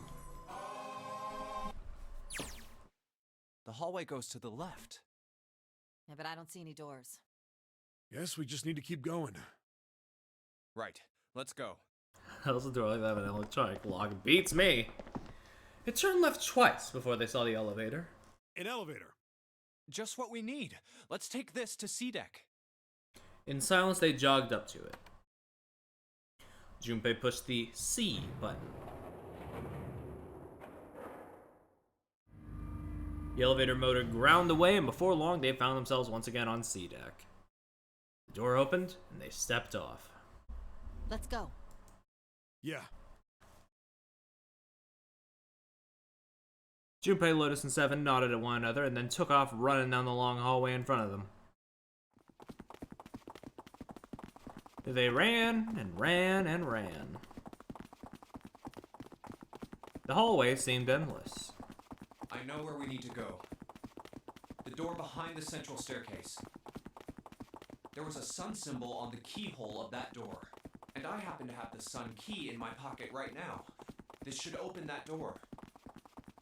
That was why they ran for the central staircase. They had run for quite some time when they arrived at that door that ended the hallway. The Jupiter door was already unlocked. Let's go! Yeah, I was gonna say, at least in Somnium Files Nirvana Initiative, I believe all of those theories they proposed in that game are real. So I had no doubt that what he was saying was real. It's just that I hadn't heard of it. Yeah. I don't know about Funya Rimpa though. Junpei grabbed hold of the doorknob and threw it open. It rushed through and stopped cold. What? The terrible scene before them made their blood run cold. Oh. Fuck! That's really fucking unfortunate. 3 people lay dead. That's fucking awful, folks. 3 people lay dead on the floor, covered in blood. Why? Junpei felt a cold sweat trickle down his spine. Yeah, Clover didn't go through a door, so I don't know what the deal is with that. He couldn't breathe. His legs shook. His body felt cold, deathly cold, but his blood was boiling hot. He could feel his mind begin to fade. He couldn't think, he couldn't concentrate. His mind was blank. What the hell? What the hell happened? Seven's voice was weak and broken. He edged towards the bodies, his movements stiff. Clover. He bent down over Clover, pressed his fingers to her wrist. Nothing. She's dead. Oh, that's rough as hell. No, if they exploded, we'd see their guts everywhere, like with Snake. So I think somebody just fucking killed them. Suddenly, Lotus moved. Before we understood what was happening, her hand was in Junpei's vest pocket. Hey, what are you doing? He leapt back. Lotus looked up at him, terrified. The key! Get me the sun key! Why? Why do you think? We have to get out of here before the murderer comes back! The murderer? The murderer. The murderer. Once again, Junpei looked at the dead bodies. Santa, Clover, and Ace. 3 people, 3 dead bodies. That means that the person who had killed them was...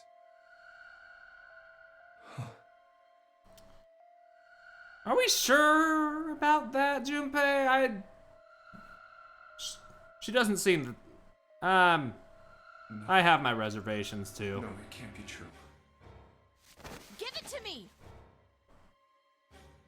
Before Junpei could react, Lotus dove back into his pocket and came out with the key. Let's go! Without waiting for Seven or Junpei, she ran straight for the central staircase. They followed.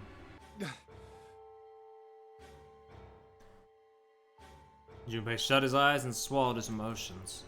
Morning would have to wait. Would morning have to wait? I think it's happening in like 3 hours. Soon they stood in front of the door. Open! Lotus shoved the sun key into the keyhole and twisted it hard. But Why? What happened? Nothing. Nothing happened. I didn't feel it unlock. Oh no. Is it the wrong key? I don't know. Lotus sighed, defeated, and leaned against the doorknob. She felt it twist. And a small gap appeared between the door and the frame. It's open. What the hell is this? Wait, you mean the door was already unlocked? Why? And how would I know that? Whatever, let's just go. Lotus took a deep breath and slowly opened the door the rest of the way.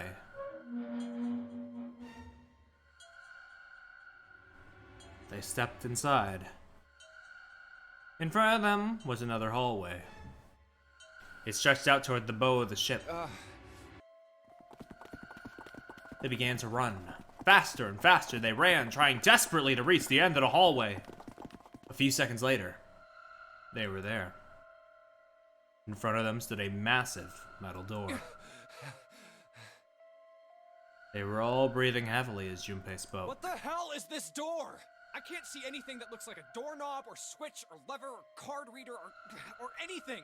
How the fuck are we supposed to open this? We don't have a choice. We're gonna have to go back. No, I'm not going back there. There is a murderer back there.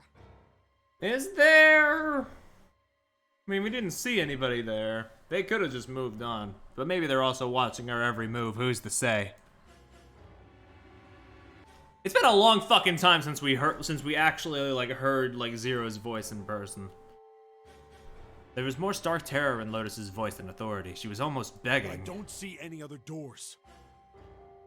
As he spoke, Seven stepped towards the door in front of them, as if to illustrate that it was the only door.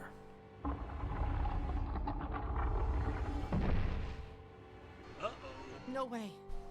I don't trust like It that. opened by itself. It's an automatic door? Look, guys, I've got a really bad feeling about all this. Yeah. The other doors were already unlocked, and this one's automatic. We haven't seen anything like this before. Bad feeling. Junpei, you good? How could their situation possibly get worse? 3 people were already dead. Bottom. This can't get any worse. Shit! Hey, Junpei! He stepped through the door. I can't take this anymore. No one can. And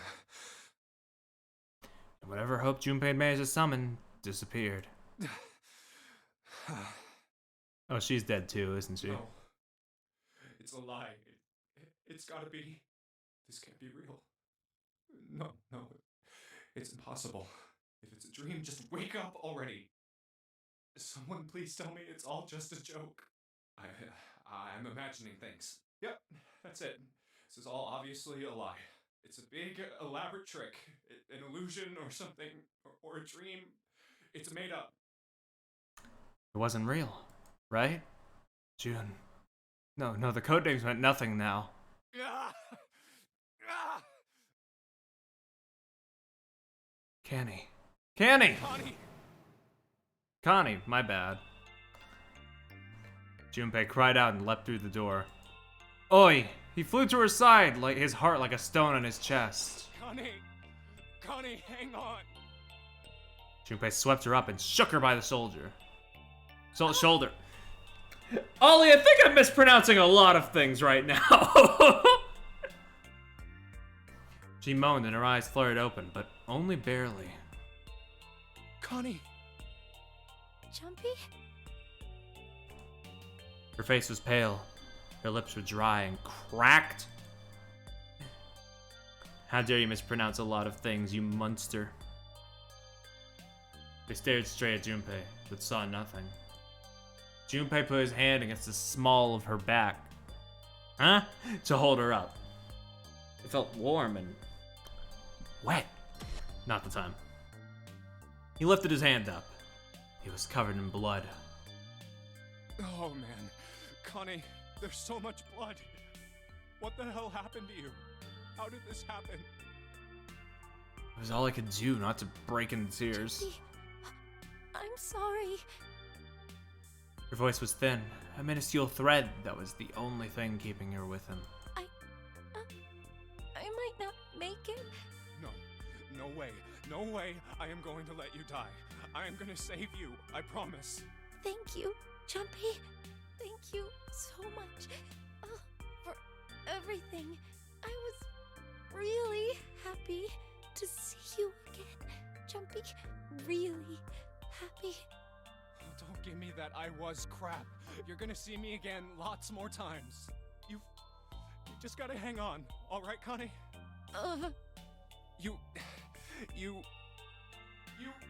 Ow, what can I do? Damn it! Yeah, I mean, what can we do? She's been bleeding a lot out here, Jesus. He looked up from Kane, desperate for something, anything. What's that? Yo, holy shit, a yellow submarine. And he saw it. A small submarine. A submarine? What on earth is a submarine doing here?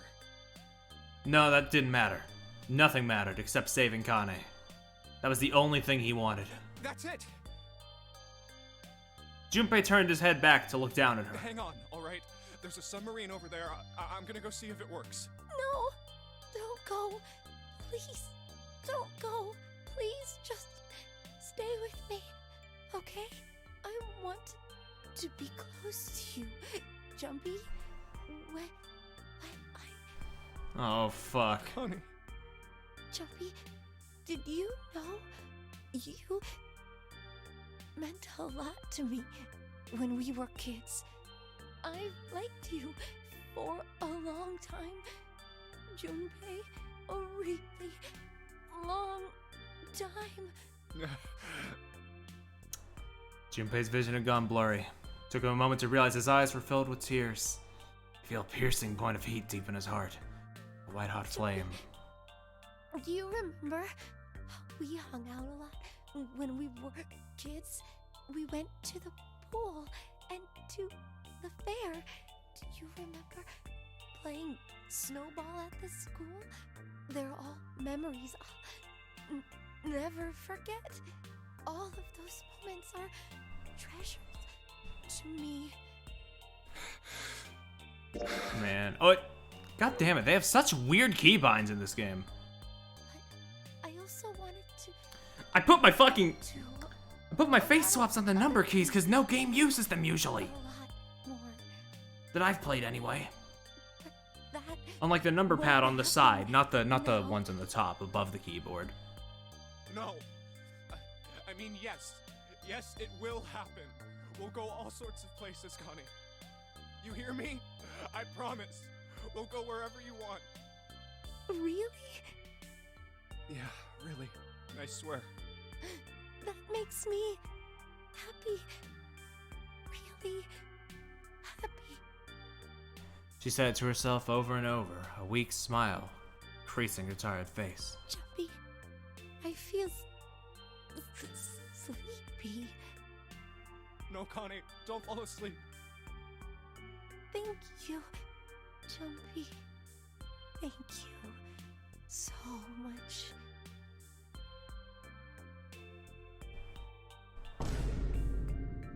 Her eyes were slowly closing. Junpei screamed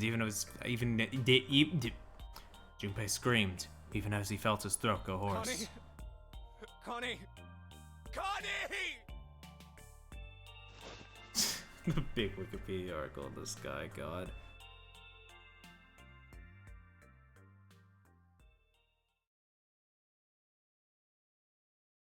Well, that sucked. What kind of ending is this one? I just saw 4 fucking people die in like the span of 5 minutes. Time passed. Junpei wept, curled around Kane's body. He cried and cried until he had no tears left. When the last tear fell, Junpei was no more. His body remained, but only as an empty shell. Somewhere, he heard a bell ring. It was the clock at the central staircase.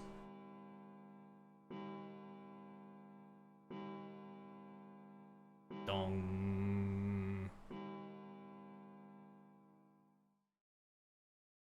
It rang 5 times and then faded. 5 o'clock. Quietly, gently, softly, he set Kane down on the floor. Slowly, Junpei stood. Only then did he realize that Seven and Lotus had not followed him. Where had they gone? Slowly, he looked around the room. If they're dead too, I'm gonna yell. There was nothing. No sign they had ever been there. Felt as though every part of Junpei's body was made of lead. Slowly, he made his way to the door he'd come through. As he approached it, it opened, sliding apart with a sound like grinding stone.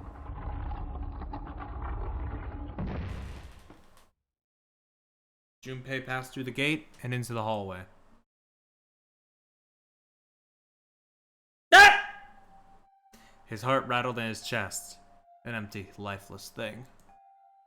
It had been so utterly broken that there was nothing left to feel. This feels like the equivalent of if I got the fucking... This feels like the equivalent of if I got the worst ending in AI the Somnium Files first. How the fuck did this happen? When he saw their bodies, he simply stared. It was a lake, a sea of blood. 2 bodies lay in it. There was no need to check. There was no breath left in them. His eyes lit on Lotus's wrist. Her bracelet. It was gone. He stared. It meant nothing to him. He didn't care anymore. He couldn't care anymore. Junpei's body felt numb. Annihilation route. That's what I was thinking.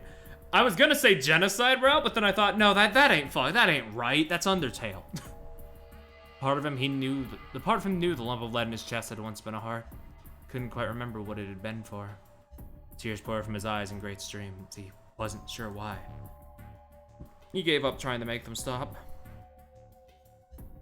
He turned around. The door opened again, and slowly, numbly, he walked through. He kept walking. Why stop? An object set in motion, simple inertia, carried him forward. Eventually, he found himself in front of the submarine. That shitty fucking submarine. His arm reached for the hatch. And we got stabbed. Again. Oh no, and then he was floating in water. His eyes stared down into it. Couldn't see the bottom. His back was hot. Dimly, he felt the blade of a knife in it. Who? One dead body lay behind door number 5. The body of the 9th man. Another lay in the shower room. Body of Snake. Central staircase were 3 more. Ace, Santa, and Clover. Beside the door were 2 corpses.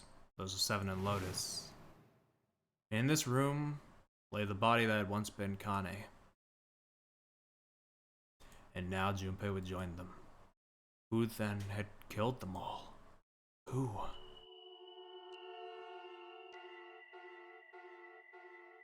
Junpei let out one last breath. Faintly, he felt the bubbles creep up the side of his face. His consciousness faded quickly, dissolving away into the cold, gentle lapping of the water.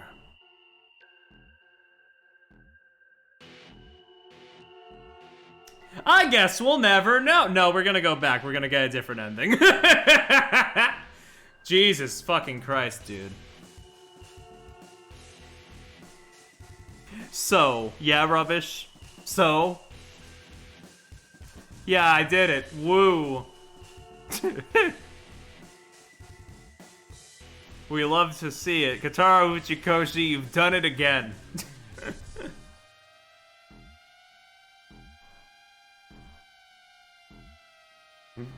Oh, man. How many endings? I actually don't know off the top of my head. I'm going to assume 9 until somebody says otherwise.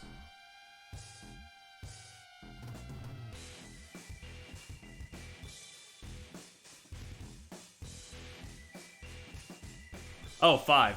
Huh, okay.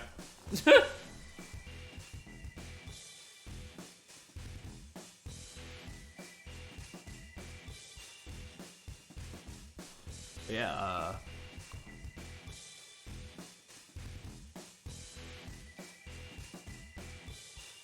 yeah, Jesus. It was the remains of a ninth. It was the remains of a 9th man, God. The knife he was holding when he exploded just went ricocheting around the ship and having to stab everyone. God.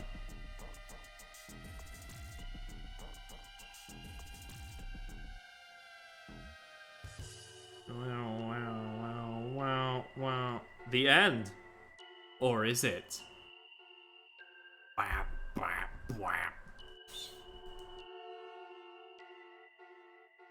Achievement unlocked. We all die by a yellow submarine. So true. You have reached one ending. This game has multiple. In order to experience all the endings, you need to play through the game multiple times. Make sure to save your progress now to retain all the information you required. Memory of Escape has been added to the title screen. Memory of Escape allows you to replay the escape rooms you have completed. Yeah, sure thing. There's more of a field voice. Yeah, I was gonna say something about that, but I didn't know if I was gonna, you know. Oh, man. Zero, that's wild. Okay, so, like... Yeah, I should just fucking start from here, right? Yeah? Because this way I get to the other endings, but... There's also events this way that I never got, so I mean... I don't know. Sure feels like it would be easier to just go back here. Unless I can't? Oh no, I can. 3, 4. All right, 7 pieces. Just double checking, but everyone wrote their code name and a door. Yes, just like you told us earlier. We need... Hurry it up, Mr. I... Yeah. All right. Alright, we're back at the card The thing. first one's Ace requests door 1. Yes, I do. No, we don't have time for that. Next is... Yeah. Everybody got their doors, 1 and 6. Those are the ones I haven't done yet. Just give it up, Lotus. It's not like I want to hang out with some exhibitionist grandma. I am not an exhibitionist. I'm wearing clothes.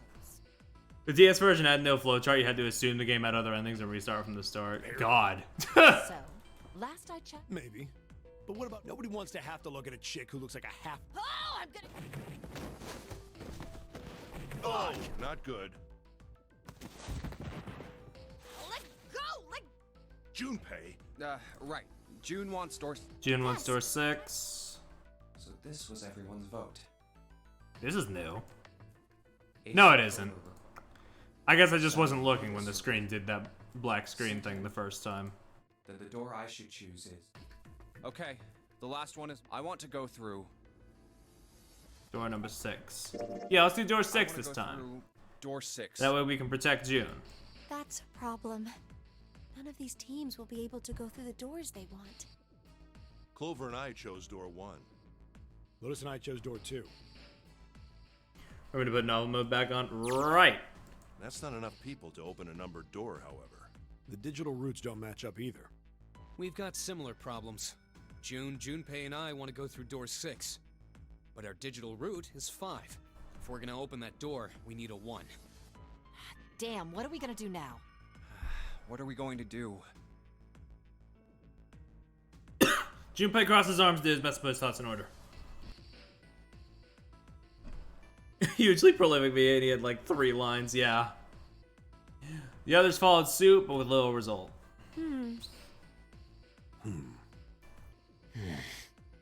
Eventually, Clover broke the silence. Why don't Seven and Lotus go through door 1 with me? I feel like I recognize that. I feel like I recognize Richard Epker's name. And I think it's from one of the AI The Somnium Files games, but I could be wrong. Seven and Lotus looked at each other. 7 plus 8 plus 4 is 19. 1 plus 9 to 1. The first problem resolved, they spoke up. What about me? Isn't that obvious? Wasn't one of the teams just complaining that they didn't have a 1? You mean I should join Santa's team? Oh, fucking, it's them. Yeah, that would actually be it. Fucking Kingdom Hearts, that's it. It wasn't Somnium Files, it was fucking Kingdom Hearts, yeah. Yes. Clover nodded, her face still cold and emotionless. Her brother is still dead. Ain't nothing changing that. Her attitude and posture could not have been more different than the energetic girl of only a few hours before. No one seemed ready to contradict her. Her response was understandable, given the horrible situation in which she had found herself, but even so... I understand. I'll go through door 6 then. If we do as Clover has suggested, we can all pass through a numbered door and no one will be left behind. This seems to be the most reasonable solution. Yeah. 7, Lotus, what do you guys think? I don't have a problem with it. Me either. Alright then, we're good to go. See you later. Wait, Clover! Don't move on your own! Oh, I'll be going too then. Yeah, be careful. Bye-bye. We should get going as well.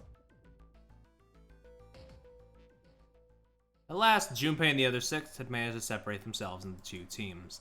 Clover, 7, and Lotus headed to A deck, where door 1 was near the main staircase. Junpei, June, Ace, and Santa, however, took the elevator to E deck. Finally, we got to hang out with Ace. True! The ride to E deck was a silent one. This is E deck. There should be a door at the end of the hall. All right, let's go. What's the fucking... God, where are... I can never remember all the keys. They're so... Yeah. I mean, I feel like at some point I definitely should go back for these. But, you know, once you get one ending, you kind of just want to, like, start breaking through them all.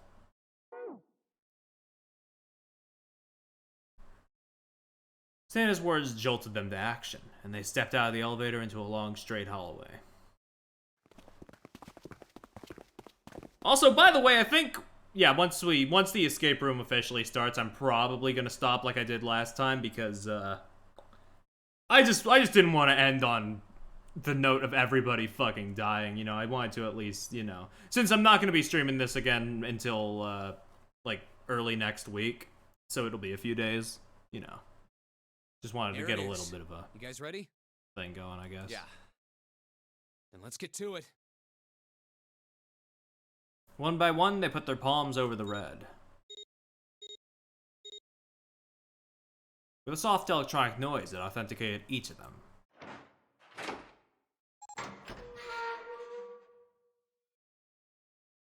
The door opened, and all at once, the 4 of them leapt through it. Hey, I found Literally it. all It's my right friends, there. is a great note to end on, personally. I mean, yeah, but not when you're not planning to stream the game again for like 3 to 4 days. They gathered around it quickly and hurriedly placed their palms on it for authentication one by one.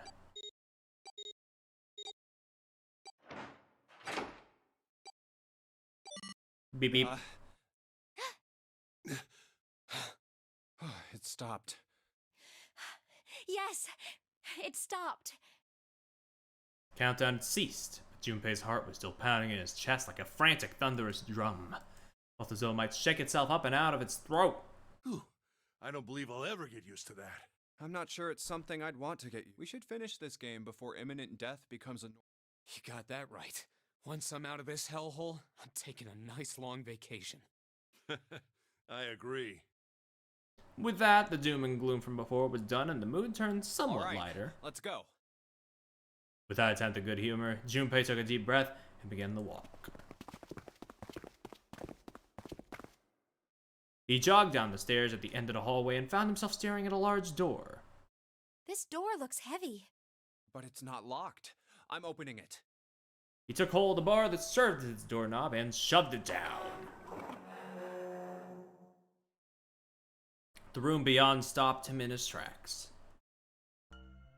What the hell is this? It was gargantuan and made entirely of metal. None of the accents of wood or tile you'd see in the rest of the ship. This room was purely functional, but utterly tremendous. Whoa, what the hell is this? What is this place? Santa got out a few words before awe stole the rest of them. The rest were too stunned to offer anything more than gasps. This has to be the biggest room so far. The ceiling is pretty high, too. Huh. Could be 2 stories. Maybe even more. I wonder if somebody is... I mean, probably when they were fucking developing the game they did. They probably mapped out, like, the whole ship to, like, see, like, how it all fits together. But I want to see that diagram, you know? Like, the whole thing. This space could be utilizing the entire length of the ship. I mean, once I finish the game, obviously. I wouldn't want to see that before and maybe potentially spoil something. What's That would be bad. huge Kamaboko-looking building in the middle? June pointed to the massive building in the center. Kamaboko? Well, I guess that's as good of a description of it as any. I mean, yeah, I know there's the maps of each individual floor, but I kind of want to see, like, a diagram of, like, how each of the, like, rooms, like, fit together as one big thing. Like, piece it all together. It would, I don't know. I don't know what I'm saying. Junpei and the others were standing on a scaffolding that crisscrossed the whole area. The proper term was catwalk, Junpei thought, although that didn't seem particularly important. I see stairs, so we may as well head over to them. Yeah, but this section's barely wide enough to fit 1 person. You're right. Nearby was a long iron staircase that made its way eventually to the floor beneath them. Whoa, you can't even tell the shape when you're this close. Let's check out the other side, too. They moved along around towards the opposite side of the massive building, following the catwalk. They hadn't said much as they walked, but as they approached the building, Ace suddenly spoke up. This looks to be the steam engine room. The steam engine room? Yes, that thing that looks like a cross-section of a mushroom is the boiler. Do you see the 3 round doors near the bottom? Coal is put into those and burned, which heats the water, producing steam. The same thing that drives a steam engine. This one is simply somewhat Steam, larger. the same thing that I'm playing this game on. I see. True. It doesn't appear to be running right now. The entire room was as silent as the grave. All right, let's split up. Then all of a sudden, Junpei heard a noise behind him. He turned just in time to see June collapse to her knees. Hey, what's wrong? Are you all right? She got her funny little fever again, don't worry about it. He dashed toward her and wrapped his arm around her shoulders to steady her. Hey, June. It was then that he noticed. Jumpy. Oh, you're really warm. Is your fever coming back? Yes, it probably is, but I'm fine. Please, don't worry about me. Yeah, she'll be I fine. just need to rest, and I'll be fine. Her voice was weak and forced, and it said a great deal more than her words did. Okay, here, sit down. Careful. Junpei carried her to the nearest wall and propped her up against it. She let her head fall against the wall as if she no longer had the strength to support it, and drew a ragged breath. Thank you. Said the full arc in this game was like wiki hour. I wouldn't go that far, but there's certainly some uncanniness to it. There's a bit of like that first entry look to the art. Junpei felt his hand ball itself into a fist and clenched tight, his knuckles whitening. Although, judging by what I've heard about the art style shift for future games, maybe it's less first entry art and something else that I'd rather not say in case I'm wrong. He had to find a way out, and quickly. He turned and looked at Ace and Santa. Ace, Santa. Yes. Right. They might not have shared the depth of his emotion, but they certainly shared his concern. All right, let's get started. Hang in there, June. I'm gonna get you out of here real soon. Bars. She managed a small nod before leaning back to rest her head on the wall.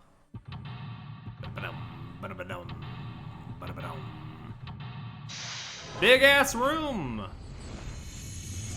But that's a problem for next time, Sperry, you know? Let me save. Thank you.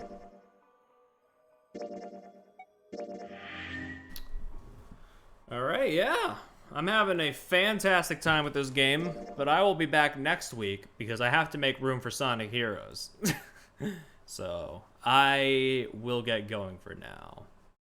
Yeah, I'm having a great time with this. It's just fucking... I live for the vibes. But for now, though, yeah, thank you for stopping by. I'm gonna go die. See you around.